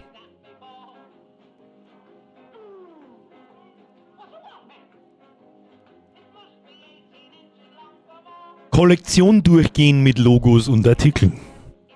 Da kommen ständig, da habe ich vorher versucht zu erklären, da kommen ständig neue Produkttypen dazu, manche kommen weg, wie man sagt, manche werden einfach teurer und keiner sagt mir was. Und das Lustige ist, ich habe deswegen nicht mehr Geld. Das möchte ich mit Nachdruck dazu sagen. Ich kriege trotzdem das Gleiche. Die schreiben einfach €1 mehr drauf. Irgendwo verstehe ich es auch, weil alles teurer wird, die müssen noch. Es war nur eine Frage der Zeit, mir wundert es dass es so lange dauert. Sag ich, wie es ist. Ich finde natürlich, für ein Merch-T-Shirt finde ich 30 Euro happig. Ich hätte ja niemals draufgeschrieben, niemals. Die T-Shirts haben vor 3 Jahren vielleicht noch 25 Euro gekostet. Aber es ist, was es ist. Wir kriegen es alle zum Gespüren. Und da krieg's ich zum Gespüren, ihr kriegt es zum Gespüren, wenn ihr euch eins kaufen wollt. Ich krieg das mit Sicherheit auch zum Gespüren, dass nicht mehr so verkauft wird. Weil einfach, wenn es nochmal ein Jahr dauert, dann kostet es 32 Euro und irgendwann wird es halt lächerlich. Das ist eigentlich jetzt schon lächerlich. Ein Volcom-T-Shirt, was eine teure Skate-Marken ist oder eine Klamotte ist einfach. Wirklich eine hochwertige, teure Marken. Da kosten T-Shirts in meiner Welt 30 Euro. Und das ist mir teilweise schon zu viel. Das ist ein Marken-T-Shirt. Nicht gut, in gewisser Weise ist das auch, sagen wir es da, wie es ist, du zahlst da nicht, ja, das T-Shirt ist schon ganz geil, aber du zahlst halt das, was draufsteht. War gestern auf einem Konzert, da hat das T-Shirt 35 Euro gekostet. Ist wieder ein bisschen was anderes. Ich finde, wenn du Bandshirts und so weiter kaufst, da kaufst wirklich, das gibst der Band. Die haben da, glaube ich, schon was davon. Die lassen das meistens auch selber, machen das meistens auch selber, je nachdem, wie groß das sind. Die müssen die Leute zahlen, die das Ding da verkaufen am Stand, etc., etc. Die haben auch Kosten zum Decker, das ist ganz was anderes. Und irgendwo verstehe ich da ein Spreadshirt, ich meine, die regeln das alles. Ich weiß, ich betreibe einen Online-Shop, aber halt nicht für das, okay? Mehr oder weniger, nicht mehr so wie das mal war, aber ich weiß, was das Arbeit ist. Die Bestellungen kontrollieren, das Lager am Laufen halten, nichts durcheinander bringen, Retouren bearbeiten, Zahlungen kontrollieren, das Zeug verpackeln, Reklamationen kontrollieren und. Das ist unterschätzt jeder, der mit einem Online-Shop anfangen will. Oder anfangen wollte vor ungefähr 10 Jahren bis vor 25 Jahren. Da machen wir einfach einen Online-Shop, das kann nicht so tragisch sein. Ja, genau. Have a great time. Have a great time. Ja, wie? Wir haben nichts verkauft. Ja, hast du überhaupt Werbung gemacht? Na, ja, aber da hat jemand was bestellt, was müssen wir jetzt da eigentlich da? Wo kriegen wir ein Adressetikett her? Wer druckt das eigentlich aus? Wer holt denn das eigentlich ab? Wer fährt denn das eigentlich zur Post? Etc., etc. Und darum verstehe ich schon, dass Spreadshirt auch Kosten hat, aber Spreadshirt will auch verdienen. So ist es jetzt nicht nur. Die kennen nicht bloß den Himmel gelobt. So ist es nicht. Aber trotzdem ist es für jemanden wie mich eine nette Geschichte. Ich darf wahrscheinlich als doppelt und dreifache verdienen, wenn ich die T-Shirts selber machen darf, aber es ist einfach unmöglich. Erstens, ich habe den Platz nicht. Um dieses Sortiment abzudecken, mit den ganzen verschiedenen Farben, Gressen, Artikeltypen etc., mit den ganzen verschiedenen Logos, die seit 8 Jahren da drin sind und seit 8 Jahren da sind, die kann immer noch jemand kaufen, wenn er es will. Das war überhaupt nicht möglich. Erstens, wo soll ich das zeigen da, was meinst du, was die Ware kostet, die da umeinander liegt, bevor ich überhaupt irgendeinen Cent Geld damit verdient habe, dann muss ich es selber verschicken, die Bestellungen kontrollieren, fortbringen, weil sie sich in den kleinen Mengen nicht rentiert, dass jeden Tag der DHL-Sepp zu mir herkommt und das abholt, etc., etc., etc. Der Devil Driver Mike, was sollst du noch alles machen? Nein. Es ist jetzt nicht so, als da die in Arbeit ersticken, okay? Ich lebe mein Leben schon immer so, dass ich so wenig arbeite, wie es noch gerade irgendwie geht. Und das, was ich da tue, das bezeichne ich nicht als Arbeit. Gut, ich muss zwar anwesend sein, normal in meiner Welt bezeichne ich das als, ab dann ist Arbeit, wenn ich da sein muss. Und wenn ich es ankündige, muss ich da sein, aber ihr wisst schon, was ich meine. Es ist absolut verständlich, den Merch outzusourcen. Ich glaube, das machen auch Facer. Das machen Facer. Nehmen wir mal einen Monte. Bei dem glaube ich zu wissen, dass er das selber macht. Also nicht selber persönlich, sondern er hat Angestellte, die das machen. In diesem Ausmaß ist das okay. Ja, der verkauft am Tag wahrscheinlich 200 Teile. Da ist schon klar, dass ich jemanden brauche und wo das sich das rentiert, wie in jedem anderen Online-Shop auch. Aber bei mir rentiert sich das halt nicht. Kriegst du eigentlich zum Jahresende eine Bilanz, was es verkauft worden ist? Grob. Ich sag zum Beispiel nicht eure Adressen. Ich sag nicht, wer von euch das kauft. Ich sag, was hingeht. Ich sag nach Deutschland. Das war's. Oder nach Österreich. Ganz. Jetzt in die Schweiz ab und zu. Mich habe ich noch nicht gesehen, glaube ich.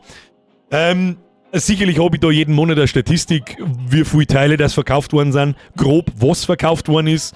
Und das war's dann aber. Und was halt mein Verdienst ist. Das ist alles. Musst du auch in Vorleistung gehen. Ja, ich hört, genau das möchte ich, wenn ich eine Ware da habe, ja, nehmen wir mal an, ich brauche ein schwarzes T-Shirt mit dem Vollbier-Squad-Logo, nur für Männer, in Größe XS bis XXXXL. Und ihr habt schon 4 XL-T-Shirts gekauft. So ist das nicht. Dann haben allein das schon wie viel Größen? Jetzt pass auf. S, M, L, XL. Das sind 8 Größen. 8 Größen in einer Farbe. Dann brauche ich da schon mal 8 T-Shirts. Die kosten im EK, ich kann es dir nicht sagen, was die T-Shirts im EK kosten, ich weiß es nicht. Nicht ansatzweise so viel, wie es ihr das vielleicht meint. 10er? Wenn überhaupt. Wenn überhaupt. In den geringen Mengen 10er. Wenn ich da 1000 Stück abnehme, dann kosten es vielleicht nur 5 Euro. Irgend sowas. Wenn überhaupt. Es kommt dann auf die Qualität vom T-Shirt an. Und die dann für 30 Euro verkaufen, klingt im ersten Moment erstmal frech. Dann nimmst du aber auf den EK, nimmst du Mehrwertsteuer mit drauf, ja, die ich euch weitergebe. Phase 1. Dann ist meistens alles versandkostenfrei. Immer. So ab 30 Euro oder so. Das muss ja jeder Online-Shop machen. Das tut fast keiner mehr, dass da irgendein Geld verlangt wird. Ist da schon mal ein 5er beim Teufel wieder. Kostet das T-Shirt schon 15 Euro. Bleiben mir nur 15 Euro. Dann muss ich das Ding verpackeln, ich muss die Schachteln kaufen, ich muss das Verpackungsmaterial kaufen, meistens muss ich auch noch Software mieten, meine Warenwirtschaftssoftware mieten, etc., etc., etc., etc. Und dann bin ich noch alleine. Ja? Und mache das selber. Meine Zeit kostet dann nichts in dem Sinn. Und irgendwann brauchst du dann jemanden, der kostet Geld. Weißt du, wie ich meine? Das ist ganz schwierig, jemanden, der nicht im Handel arbeitet, zu mir erklären, wie das scheiß T-Shirt kostet im EKE bloß am 5er, gib mir so für einen 10er, was soll denn die Scheiße eigentlich? Also, ja, nein. That's not how it works. Kannst du ja selber mal probieren, mach dein eigenes T-Shirt-Geschäft auf und verkaufst es für einen 10er. Probierst es oder mal und schaust, wie lange das gut geht. Brauchst du nur Maschine dazu, zum Drucker, Software etc., das macht man woanders. Das kommt drauf an, wie du das machst. Ja, also wenn ich die T-Shirts selber drucke, brauche ich natürlich die Maschinen dazu. So ein Digitaldruckding. Und die haben meistens sicher einen Schrott, das ganz aus ist. Ja, außer die Dinger kosten 20.000 Euro. Die Maschinen. Dann nicht. Dann hast du aber immer noch die T-Shirts nicht umsonst. Dann hast du es noch nicht bedruckt. Und nix. Aber so da das wahrscheinlich machen, wenn ich es selber machen darf. Wahrscheinlich, dass ich mir so eine Maschine kaufe, die es bedruckt und bedruckt selber. Was das ja nicht? Ich sag, das ist da ja nicht drin. Ich kann mir doch nicht eine Maschine stellen für 20.000 Euro, das ist nicht ganz dicht. Ich müsste da dann versuchen, nur einen zweiten Zweig aufzumachen, außerhalb der Community und allgemein T-Shirts zum Verkaufen. Dass da mehr geht. Ja, bis sie die 20.000 Euro abgezogen haben, dabei haben wir 2050, da brauche ich es auch nicht mehr. Einfach deine Logos zum Aufbügeln verkaufen wie früher. Es ist schon 20 nach 10. Ich hab's schon gesehen. Vom Flocki. Ja, der Flocki hat einen, das ist eine Plottmaschine. Du kannst keinen Digitaldruck machen mit Verläufen und so weiter und so fort. Das ist überhaupt nicht das, was ich brauchen kann. Ich brauche einen Digitaldruck, Digital-Siebdruck, wenn man so will, eigentlich auf dem T-Shirt, dass es nicht gibt. So. Ja, jetzt auf, ich lese schon, lass da halt ein wenig Zeit! Gibt's wenigstens ein Mana-Bonus mit Vollbier-Squad-Logo? Die ist, glaube ich, drin. Und das Map-T-Shirt ist einfach geil, fix best Meme ever. Merci dir. Als Vorschlag an Merch mit dir, mit KCD, war auch gut. Wäre gut gewesen, das interessiert jetzt kein Mensch mehr. Aber du kannst damit Gift drauf nehmen. Entschuldigung. Kannst damit Gift drauf nehmen, dass KCD 2 sehr großen Anteil im Jahresmerch einnehmen wird. Ne? Kommt noch. Und jetzt nochmal, lese bitte meine letzten 2 Donos, danke. Ich sag danke, Schluss jetzt. Ich sag schon, du und der Flocki. Nein. Ich hab ihm da ja, was weiß ich, wie viele Monate und Jahre eigentlich zugeschaut, wie er das mit dem T-Shirt-Zeug aufgezogen hat und so. Ich kann es euch auch gerne nochmal einer da, mehr oder weniger als Werbung, das muss dann jeder für sich selber entscheiden. Es ist halt einfach zu teuer, zu einfach und ich weiß nicht, ob ich da einen Haufen Männer beim Saufen kaufe oder bin mir nicht so ganz sicher. Ja, weiter, das ist halt einfach ein bisschen eine Themaverfehlung. Ich hab's ihm damals schon gesagt. Ich kann mir nicht vorstellen, dass das so eskaliert, dass man da sicherlich kann man da mal einen 20er verdienen. Ja, aber für einen 20er, tut mir nicht leid, das klingt jetzt echt ein wenig asozial, aber so ist ja für einen 20er, fange ich nicht um, mir einen Online-Shop aufziehen zu lassen, stell mir da Maschinen her und was weiß ich und denke mir alles aus. Schwierig. Schwierig, Alter, aber gut, probier's, wenn sie hat, nice. Ich würde sagen, eher nicht. Hey, boy, was ist eigentlich aus Birger-News geworden? Das ist eine richtig gute Frage. Teppich eingekehrt. 503 Service unavailable. Nur ich? Nö. Wir haben gerade so Seiten kaputt gemacht. Florian! Wie viele Leute haben denn da jetzt drauf? Da können jetzt nicht mehr Leute wie 30 draufgedruckt haben. Das gibt's nicht. Das gibt's nicht. Jetzt tät's mir gefallen. Jetzt tät's mir gefallen, einfach nur, weil ich wissen möchte, ob es meine Seiten da packt. Nicht meine Shopseiten. Nicht meine Shopseiten, da kann ich nicht selber dafür sorgen. Sondern was mich interessiert hat ist, ich hab nicht drauf gedruckt. Jetzt geht's bitte einmal auf meine Seiten. Hier, nx.gg. Das ist mein Browser-Game im Übrigen. An alle, die noch aktiv dabei sind und umeinander lernen, ich hab euch ja gewarnt, es ist eine Zeit lang Update aus, weil ich mir ein bisschen überzeitelt habe. Weißt du, was es ist? Jetzt drucken alle, die beim Flo drauf gedruckt haben, auch bei mir drauf, weil ich wissen möchte, ob meine Seiten auch abkackt. Nein, nicht im geringsten. Okay. Rotzt es zu mit F5 oder was weiß ich, was der zwei wissen möchte, ob irgendwas abkackt. Da tut überhaupt nichts. Ladezeit, minus 5000 Sekunden. Geht. Sechst das. Ach, Florian! Geht jetzt zur Seite immer noch nicht, oder? Oh, jetzt geht's wieder. Jetzt geht aber am Flo seine Seiten auch wieder. Muss ich Start sein? Flo seine Seiten geht. Jetzt geht's nicht mehr. Ach, Florian. Ich weiß nicht, wer das gemacht hat und wie er das gemacht hat. Oh.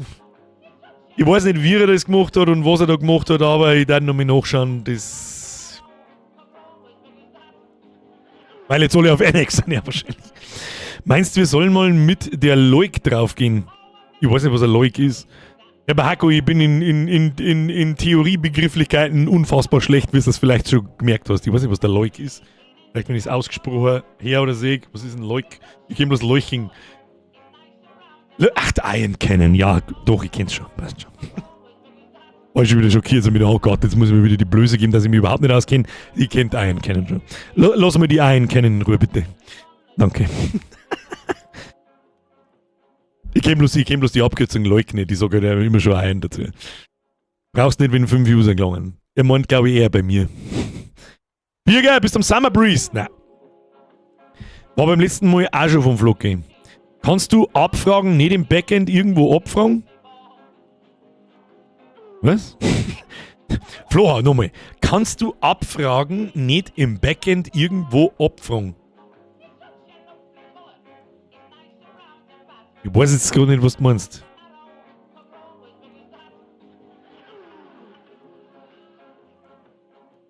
Das Squad zerbombt sogar am After-Stream noch Seiten. Das stimmt, aber das darf wahrscheinlich hergeben, noch 4 Leute zuschauen dann. Morgen ist einmal Iron Maiden in Wien. Morgen geht bei uns Weigendorf Open Air an. Neuladen geht dann. Ja, wenn ich beim Flo 5-mal auf F5 drücke, also Neuladen, F5, Taste F5, Achtung, 5 Noob-Sekunden, mit F5 kannst du die Seite neu laden. Das mache ich 3-mal und dann ist Zeiten fort.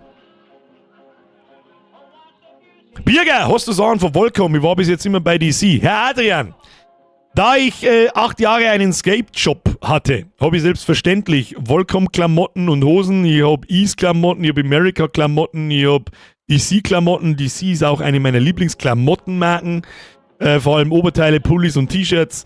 Ich habe Element-Geschichten sehr geliebt. Ich habe, Ease waren meine Lieblingsschuhe und Lieblingsklamotten, die sind leider pleite gegangen und dann langsam wieder gekommen. Das ganze neue Schuhklump, das schaut alles so scheiße aus, dass ich es kotzen kriege. Ja, also selbstverständlich habe ich Volcom Sachen. Ich hab diese Dinge sprichwörtlich verkauft. Bin aber bei Webdesign nicht so tief drin. Ich auch nicht mehr. Das ist ja das Schlimme eigentlich. Ich eigentlich auch nicht mehr. Da kann ich jetzt eine Switch schon für GTA 6 tunen. Unser Podcast kann ich? Was für Switch? Was ist ein Funktions- und Jakko-Shirt? Wie erklärst du das? Kennst du hast mit Sicherheit schon mal Fußbedress in der Hand gehabt, oder? Funktions-T-Shirts sind einfach Sport-T-Shirts. Das sind keine Baumwoll-T-Shirts nicht, sondern das ist eher künstlicher Stoff. Ich kann jetzt auch die Zusammensetzung nicht mehr genauso sagen, obwohl ich es seit 15 Jahren verkaufe, aber egal. Es ist im Prinzip ein Sportshirt mit synthetischer Faser. Also wenn du schwitzt, ist schneller verdampfen kann. Das ziehst du eigentlich zum Sport an. Trage ich auch gern, bloß nicht beim Sport. Und Jako ist die Marken davon. Das ist eine Markenklamotte, darum ist die wahrscheinlich auch etwas teurer. Gib ich mir jetzt selber Brief und Siegel, dass wenn ich meine, ich weiß nicht, was die Jako-T-Shirts kosten, dass die wahrscheinlich teurer sind wie die normalen T-Shirts. Funktionswäsche kann man, glaube ich, voll schwitzen. Ja, genau. Das ist jetzt zum Sport.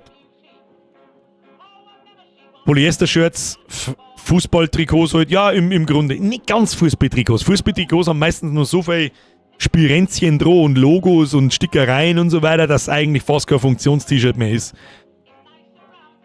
EOCell ist das Beste, sagt mir jetzt einmal noch gar nicht. Soll gut nachbenennen, haut's eine. Herr KJ, Bro, hauen Sie sich hinein. Danke, dann habe ich gerade das Richtige bestellt, passt. Und übrigens, wenn du einen Scheiß kriegst oder wenn du sagst, taugt mir nicht, zurück damit. Du tust mir damit nicht weh, gar nichts, falls da irgendjemand Bedenken hat, könnte ich mir vorstellen, damit, ja, das mag ich jetzt auch nicht und sagt er, dass ich das zurückschicke. Und nee, überhaupt nicht, null, interessiert mich Scheißdreck. Weg damit, wenn es nicht taugt, schick's lieber zurück oder du tauschst um gegen was anderes oder was auch immer, was du tust. Wenn du einen Scheißdreck daheim hast, das mag ich auch nicht. Das ist auch ein Krampf. Ich finde jetzt Skateschuhe so unfassbar bequem und die halten sau lang, wenn du die nicht am Grip-Tape abschmirgelst. Also am Grip-Tape schmirgel die mich schon sehr lang nicht mehr ab. Und ich muss ganz ehrlich sagen, ich war auch lange der Meinung, dass Skateschuhe wirklich bequem sind. Ich sag dir jetzt was, ich hab's lang weggepackt. Sind's nicht. Du müsstest da mal wieder einen Schuh kaufen mit einem Fußbett, mit einem richtigen. Und dann erst einmal steigst du ein und denkst, oh Alter, was ist denn das? Ich komme überhaupt nicht klar. Und nach 2-3 Tagen merkst du dann so mit, oh fuck, Alter. Und dann steigst du mal in den Skateschuh ein. Da kannst du einfach 2 paar Säcke outziehen. Das ist. So ist sehr viel Namen. Ich kann aus erster Quelle sprechen. Ich habe jetzt einen Skateshop nicht mehr, aber egal. Dort so ist sehr viel Namen bei dem Markengrund. Titus Sachen auch, also vom Titus selber nicht, aber der Titus verkauft ja auch hauptsächlich Skate-Klamotte. America, Ethnies. Oh, Ethnies mag ich auch sehr gern. Sehr, sehr, sehr gern sogar. Birkenstock FTW, so geht's mir. Ich hab mir vor, meine Güte, wann war das? Vor 7 Jahren, das war so wie YouTube angefangen hat, habe ich mir das erste Mal Nike Air Max gekauft. Für 150 Pfund aus England bestellt, weil es bei uns nicht gegeben hat. Die habe ich heute noch. Die schauen heute noch aus wie fast nagelneu. Auf die Basis halt auch auf, ausnahmsweise mal. Und wie ich da das erste Mal reingestiegen bin, habe ich mir halt gedacht, oder mir fährt der Fuß ab, da kommt kein Mensch, was soll denn die Scheiße eigentlich? Und jetzt, wenn ich aus meinen Air Max rausgehe und stecke meine Schuhe in irgendeinen Skateschuh ein, den ich noch da pfundweise da habe, ich hab so viele Schuhe wie ein Weiberleid. Ich habe so viele Schuhe wie ein Weiberleid. Mehr. Mehr. Dann denke ich mir so, Alter, was ist denn das? Ich gehe auf einen Bredel. Da ist kein nix drin, Alter. Ist da so überhaupt drin? Was ist das? Was tragst du für Alltagsschuhe? Ich hab immer meine Nike Air Max an. Immer. Immer. Meindl Wanderschuhe. Meindl und Lova Wanderschuhe. Lova Renegade. Unser meistverkaufter Wanderstiefel. Zu Recht auch irgendwo. Ist auch die letzten 5 Jahre bloß um 100 Euro teurer geworden. Meindl ist dann noch mehr ein Glas her. Meindl ist noch mehr... Meindl, noch mehr ein Glas her. Kosten ein Schweinegeld, die Schuhe. Aber auch nicht gut. Kann man sagen, was du magst. Wir taugen jetzt so Adidas und Nike leider nicht so für die Füße. Ja, du, ganz ehrlich, wenn du zufrieden mit den Skateschuhen bist, hauen sie rein. Hauen sie rein. Ease Excel, sag ich bloß. Warte mal. Mach ich Werbung für Apps, wo ich überhaupt nichts hab davon. Was soll denn die Scheiße eigentlich? Warte mal. Ease Excel. The most classic, für mich zumindest, the most classic Skateschuhe, mit dem kannst du nichts verkehrt machen, den kannst du überall anziehen, kannst du sogar auf eine Hochzeit anziehen. Leck, die Dinger kosten mittlerweile 100 Euro, Alter. What? What? Wo ist denn? Da machen wir jetzt einfach, sagt man da irgendwas, was kann, was angeht. Nö. Dann machen wir jetzt so. Nein, das Falsche. So, da sind wir. Ease Excel. Das ist der hat, den hat jeder schon mindestens einmal gesehen in seinem Leben. Der mal aus dem Haus war. In schwarz und ganz, ganz klassisch ist er in braun. Ja, und schreiben tut man so Is, so ein französisches Geldmarken, ACCEL, der OG. Ja, gibt's ja Varianten davon, kennt jeder. Liebe diesen Schuh. I fucking love it. Aber der Air Max ist bequemer. Für mich. Vollmilch Squad als Inspiration ins Disco gestellt, haben gerade Bock gehabt, sorry, falls doppelt, mein Internet ist abgehabt. Chromi, schau mir nachher an. Gibt's mir einen Goat Simulator 3, macht mega Spaß. Das kann passieren. Der Simato kennt der nicht, sorry. Dann hilft's nicht. Ja, ich bin halt einfach mit dieser Skate-Klamotte und mit dem ganzen Skate-Style-Scheiß bin ich halt einfach auch aufgewachsen, hab's lieben. Und es ist so weit gegangen, dass ich mein eigenes Geschäft dazu gemacht habe. Ja. Und wenn da schon mal jemand drüber redet, da Sambas, Chucks, Vans oder New Balance. New Balance haben mir aber nie so taugt, unter anderem auch, weil es Nazi-Schuhe sind und du weißt es. Adidas Sambas gingen immer, Chucks gingen auch. Ich bin Chucks schauen schon immer gut aus. Ich hab tatsächlich auch welche, aber die habe ich genau zweimal in meinem Leben auch gehabt, weil ich mir immer denke, Alter, da kann ich einfach barfuß mit Säcke auch umeinander rennen. Und Vans haben wir natürlich auch gehabt. Das habe ich vorher vergessen. Vans ist aber für mich so die, hat ja jeder. Vans oder jeder. Ich möchte DC-Schuhe, ich möchte Etnis-Schuhe, ich möchte America-Schuhe. Wer America nicht kennt und das Skate-Klamotte und vor allem Schuhe nahe ist, America anschauen. Geilste Scheiße ever. Und DC. Vans habe ich noch nie gemacht. Ja, ich aus irgendeinem Grund auch nicht. Ich finde, bei denen haben auch die Schuhe immer alle gleich ausgeschaut. Ja, du fährst ja da, wenn du ein Geschäft hast, fährst du alle halbe Jahr zum Ordern. Ja, was du nächstes Jahr einkaufst, was dann zugeliefert kriegst und so weiter. Das heißt, ich habe immer schon ein Jahr vorher die ganzen neuen Modelle vom nächsten Jahr gesehen. Schuhe, Klamotte, Snowboards, Ski, das ganze Equipment, alles. Das ist eigentlich immer ziemlich geil gewesen.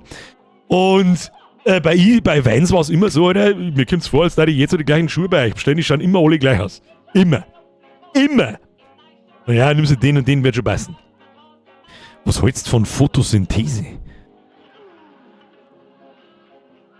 Wenn ich meine 4 großen Lustigpflanzen da draußen anschaue, schon einiges. Ich weiß jetzt nicht, was die Frage ist.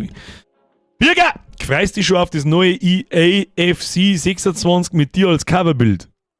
Hakelsepp, das verstehe ich nicht. Bei mir sind schon immer die C-Shoes absolut zufrieden damit. Ja, da kann ich nichts. Ich liebe, was ich zum Beispiel liebe, ist einfach schwarzes T-Shirt, weißes Logo mit DC-Logo, Ethnis-Logo, gut, das Ethnis-Logo doch gibt es ganz in weiß. Das Ease-Logo, wobei das Ease-Logo ist am besten in einem roten Kasten herin. Das America-Logo in ganz weiß, wobei das E oben grün ist. Diese T-Shirts liebe ich. Team Air Max, und ich hab's lange verhöhnt, weil ich mir immer gedacht habe, so, kennst du die Leute, die einen kurzen Fuß haben und dann so einen Klumpen da unten an den Schuh ohne gering, damit es gerade gehen können. Ich war lange der Meinung, so mit die Sohlen von dem Air Max, schaut von der Seite, die schaut so fett aus, das schaut jetzt Behindertenschuhe, du Trottel. Und irgendwann haben wir dann gedacht, so, ja gut, so schlecht hast du nicht. Lemse!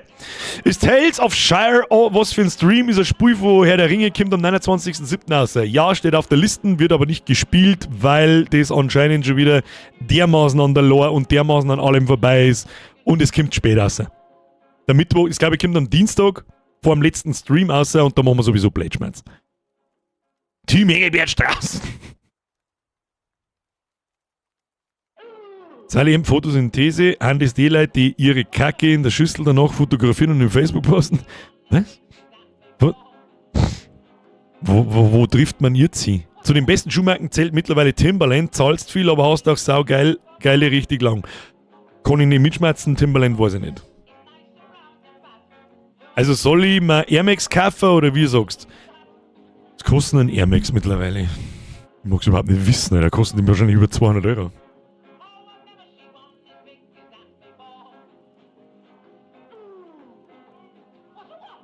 Damit wir mal vom gleichen Air Max schmatzen. Es gibt ja, wenn du Nike Air Max eingibst, dann kommt viel. Dann kommt viel Zeug und lauter unterschiedliche Schuhe. Warte mal. Ich rede von dem klassischen Air Max. Nein, das ist er nicht. Ja, von sowas da rede ich nicht. Weiß der Teufel, was das sei? Da steht zwar Air Max drauf, aber das sind nicht der Typ Air Max, die ich meine. Das sind irgendwelche neue Versionen davon, sondern ich meine das hier. Das ist das überhaupt der klassische Air Max? Ja, ist der klassische Air Max. Und den gibt es in 1 Million verschiedene Farbkombos. Jetzt warte mal, Nike Air Max dunkelblau. Das sind meine. Das sind Bin mir jetzt nicht hundertprozentig sicher, ob ich diese grauen Elemente an der Seite habe. Meine Herren natürlich auch nicht mehr so dermaßen schön, ist eh klar. Aber das sind sprichwörtlich meine Air Max. Und wenn du die fette Säule noch schaust, dann weißt du, was ich meine mit dem Klumpfuß, aber es schaut in echt bei weitem nicht so schlimm aus. Und ich rede zum Beispiel nicht von sowas da. Ah, das ist kein Air Max. Das ist ein Air Max. Das ist ein Air Max. Gibt es ein Glattleder und so weiter, mag ich zum Beispiel überhaupt nicht. Das ist ein Air Max. Das ist kein Air Max. Air Max 90. Was, haben das wirklich, was sind die 90er schon, gell? Air Max, nein, was? Air Max 9. Was ist denn da? Da kann ich da jetzt nicht 90 reinschreiben. Air Max 90, dunkelblau, ja, stimmt schon. Hast schon recht. Sneaker News. Nike Air Max 90 Essential. Ehrengeil. Ehrengeil mit Wildleder außen, teilweise kleine Glattlederelemente. Die ehrengeil, die gefallen mir gut. Die gefallen mir gut. Aber, was kosten sie denn jetzt? Produkte? Ah ja. 180er, was auch immer das ist da, für 75 Euro kriegst du es nicht. 180, 150 ist kein Originaler. 72,50 Euro, das ist niemals ein Originaler. Ich garantiere dir jetzt einfach einmal, du kriegst den nicht unter 100 Euro. Wenn da irgendwas unter 100 Euro steht, dann ist es klar. Ich dachte jetzt auch, der ist von 240 Euro runtergesetzt auf 180 Euro. Ich dachte einmal irgendwas schätzen zwischen 150 und 200 Euro, also geht sich 180 Euro ganz gut hin. Und das ist für Schuhe. Ich weiß, das sagen wir echt schon lange nicht mehr. Aber 240 Euro sind fast 500 Mark. Alter, du kannst dir gar nicht, wer sich Schuhe für 500 Mark kauft, den brauch ich ja nicht mehr ummaulen, wenn er mir einen 100er hier wirft. Machen wir uns nicht besser. Wie lange tragst du die Schuhe schon? Ich trage meine Schuhe schon seit Minimum 7 Jahren. Und die schauen immer noch, natürlich nicht wie nagelneu aus, aber die schauen immer noch neu aus. Und die trage ich noch 5, das garantiere ich dir. Von dem her rentieren sie sich schon. Und ist halt nun mal eine Markenscheiße. Ist halt so. Big Sepp, schau dir mal Tales of Iron an, gibt's 2 Teile davon, wart vielleicht was für einen Stream. Ja, Micha Gaming. Mal tippen. Tales of Iron. Was ist das? So, when is the dessert not just... Heavy is the head that wears the crown. The crown of a kingdom still reeling from war. But while new alliances bring cause for celebration, so too do they deliver new foes from afar. Kommt auf die Wunschliste, ist schon drauf. L. Birger, bester Schuhverkäufer. Herr Lebenskünstler, Leute, ich habe so viele Schuhe verkauft in meinem Leben, du hast überhaupt keine Ahnung. Sowohl online als auch Aug um Aug. Sehr viele. 500 D-Mark, das sind ja 5000 Reichsmark, stimmt, und 5 Millionen Lire. Kauf der Hikes, da kannst du sogar Sohle erneuern lassen und bei Bedarf weiten. Weiten kannst du grundsätzlich jeden Schuh, machen wir unter anderem auch wir. Und Sohle erneuern in der Regel auch. Das kannst du bei jedem Schuh, nicht bloß bei den Hikes. Ich weiß nicht, warum es das als ich kenne Hikes schon. Die wurden uns auch schon sehr oft angedreht zum Verkaufen, aber ja. Nike Air Force One sind auch nicht schlecht, das ist richtig, die haben mir aber nie so gut gefallen. Das sind die klassischen eigentlich. Weißt du, was eine für Schuhe einbaut? Fürs Regal. Es gibt ein Paar Schuhe auf diesem Planeten, die baut die Mai fürs Regal. Jetzt pass auf. Wobei ich das normal völlig lächerlich finde, wenn irgendjemand Schuhe sammelt. So wie das. Ich ziehe Schuhe zum Mutziehen. Was soll das? Jetzt pass auf, jetzt muss ich aber selber schnell noch ein Beutel. Sonst Vierer. Na, da muss ich jetzt selber ein bisschen durchnudeln, was soll das sein? Sonst Achter. Ja, fast. Ich weiß die Nummer nicht mehr. Warum weiß ich die Nummer nicht mehr? Skechers Light Up, richtig? What? Machen wir gleich. Aber finden muss ich es. Ich weiß die Nummer nicht. Das sind die ganz alten. Die sind auch irgendwie geil. Die sind sehr oldschoolig, aber. Das sind die ganz alten. Machen wir es so. Waren es 12er? 10, 11, 12, irgend sowas. Ne, das waren es auch nicht. Ja, jetzt kommen wir schon näher. Dann waren es tatsächlich 12er wahrscheinlich. Ja. Wo sind sie? Achtung. Werden jetzt einige für einen Behinderten halten, aber. Air Jordan 12.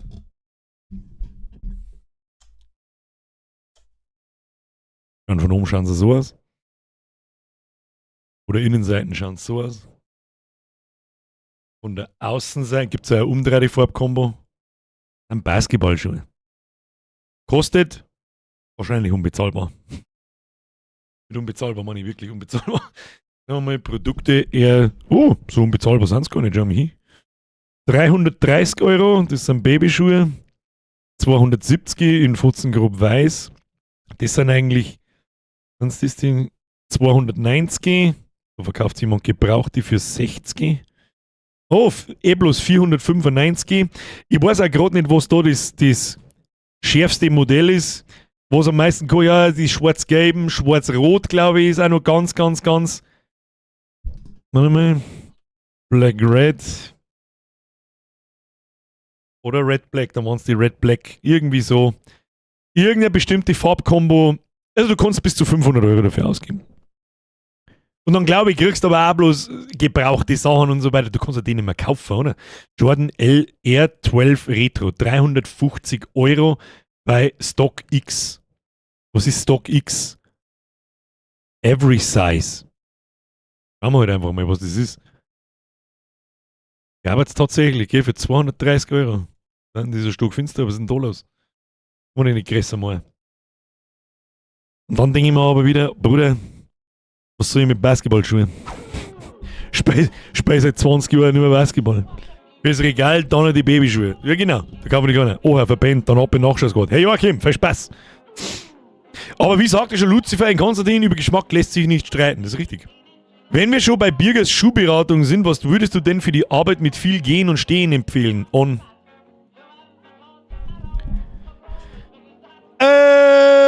Tragen wir alle bei uns im Geschäft. Alle. Ach, wie war das Scheißschuhe? Warte mal. Schuhe. Ich muss nicht schauen. Aber auch schweineteuer. Bitte vorgewarnt sein. Schweineteuer, okay? Cloud 5, glaube ich, waren die. Surf. Haben wir bei Birgers Schuhberatung, da schon her. Cloud gibt es für Herren und Damen. Das Besondere ist erstens, es ist eine Schweizer Firma. Zweitens, siehst du die Boinkerl unten an der Sohle. Ich habe jetzt selber keine Birgerin, welche. Ich selber habe keine. Die Sohlen, den Schuh, wenn du ausziehst, den kannst du nehmen.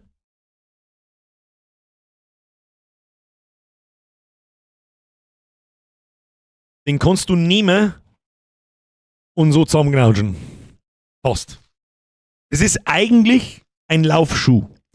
Das Ding ist aber dermaßen leicht, dermaßen bequem und beim Geh, das Ding hat quasi eine durchgeschnittene Sohlen. Ich glaube, deswegen heißt der Schuh auch Cloud, wenn mich nicht alles täuscht. Die haben alle diese ähnliche Sohle. Den kannst du so zusammenknautschen. So, ganz furchtbar. Es ist Flo, hast ein Barfußschuh. Dankeschön, richtig. Aber natürlich kannst du damit Säcke ziehen. Steht bei uns jeder im Geschäft miteinander. Jeder. Und verkauft man auch wie die Hölle. So wie der Freiwillige es ist. Verkaufen wir wie geschnitten Brot.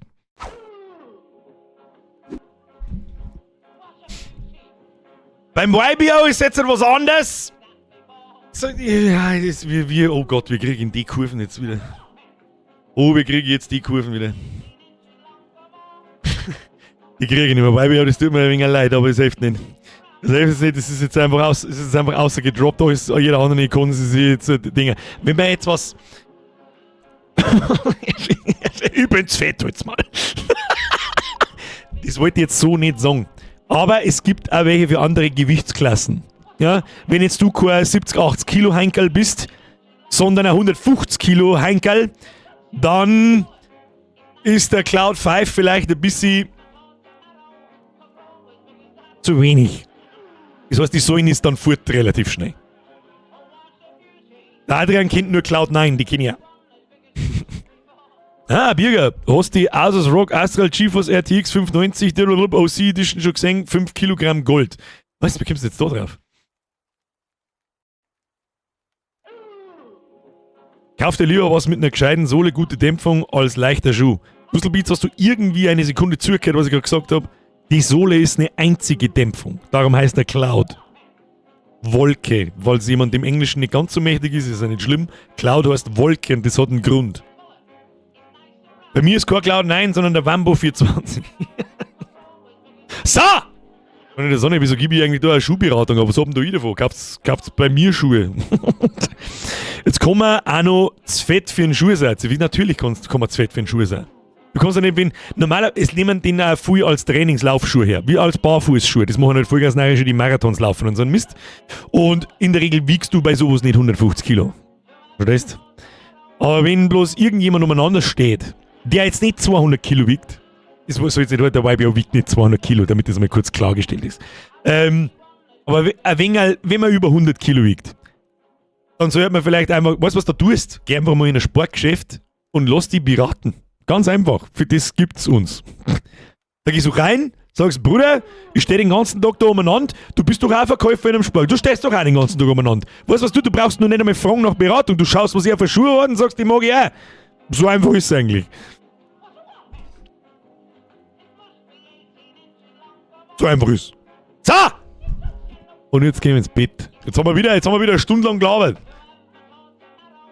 Was ist denn da eigentlich immer los? Im Sommer brauchst du keine Schuhe, barfuß ist der Trend. Das versuche ich dieses Jahr das erste Mal, ja.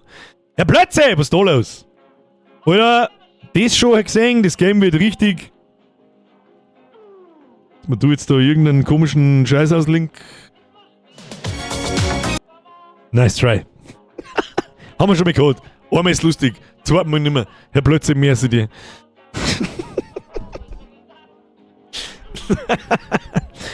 Tu den 5 nicht mehr gerne, da drücke ich gerne mal auf irgendeinen Sus-Link.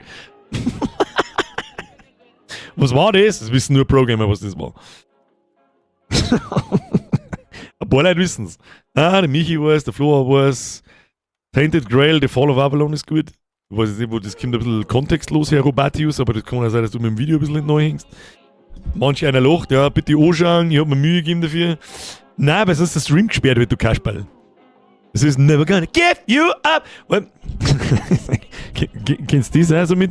Nein, Selbstverteidigungstechnik, so von wegen, du nimmst deine Hände so. So, und dann machst du 2 Fäuste draus. Und wenn jemand auf die zukommt, dann fangst du langsam so zu machen. Und dann musst du mal die Musik einschalten und dann. Das kommentiere ich nicht mal, den Link. Und Session Hijack. Nein. Ich hab schon kurz den Link angeschaut. Tu den nicht rein. Never gonna let you down, never gonna give around. Ich bin jetzt übrigens bei knapp über 50% bei Spider-Man 2 und ich denke mir die ganze Zeit so, Alter, es eskaliert die ganze Zeit schon Vollgas, das Spiel ist eigentlich gut, jetzt bin ich gerade mal bei der Hälfte. Ich kriege einen kompletten Vogel. Also Spider-Man 3 spielen wir auf alle Fälle im Stream, kannst du mir Gift drauf nehmen. Es war wirklich was für ein Stream gewesen. Da hätten wir uns miteinander 20 Stunden lang einen Spider-Man-Film angeschaut. Das ist wirklich gut, gefällt mir gut. Okay, aber trotzdem 2:0 für die. Ja, 1,5 zu 0 für die. 1,5. Kuss auf die Nuss, mehr als für den Resub und für den 5. Spider-Man 2 ist so geil, mir gefällt es auch richtig gut, ja. Ich verstehe nicht so ganz, wo da damals diese Aufregung über diese Vogue-Geschichten herkommen. Das check ich nicht. Manchmal kann man es mit der Vogue schauen und ihr wisst, ich bin normal der Erste, der auf den Train aufspringt und sagt, dein Vogue-Scheißdreck, den kannst du in den Arsch schmieren. Aber da verstehe ich es einfach nicht. Der Miles ist halt nun mal ein farbiger. Es ist halt nun mal so. Da wurde sich an die Vorlage gehalten. Das Einzige, was mich nervt, weil es einfach scheiß Gameplay ist wenn man mit der MJ und dass der MJ ein bisschen Girl-Bossy ist. So mit der Form, die legt da einen Jäger nach dem anderen und ist voll krass und so. Und ich habe gesagt, das hätte es nicht braucht. Außerdem haben die Spielabschnitte voll beschissen. Diese Schleicher von absolut beschissen. Das ist das Einzige. Aber deswegen das ganze Spiel absagen, ist irgendwie auch nicht richtig. So. Kann man es nageln? Nein, bis jetzt sowieso nicht zusammenhauen können. Basti, Schluss jetzt, Kruzifix, Basti. Chef, trotz New Balance bin ich 0,0. Nein, das war vorher ein Witz, Alter. Hallo, du brauchst jetzt, spinnst du ein wenig. Chef, trotz New Balance bin ich 0,0 Nazi, geschweige denn rechts oder irgendwas in der Richtung.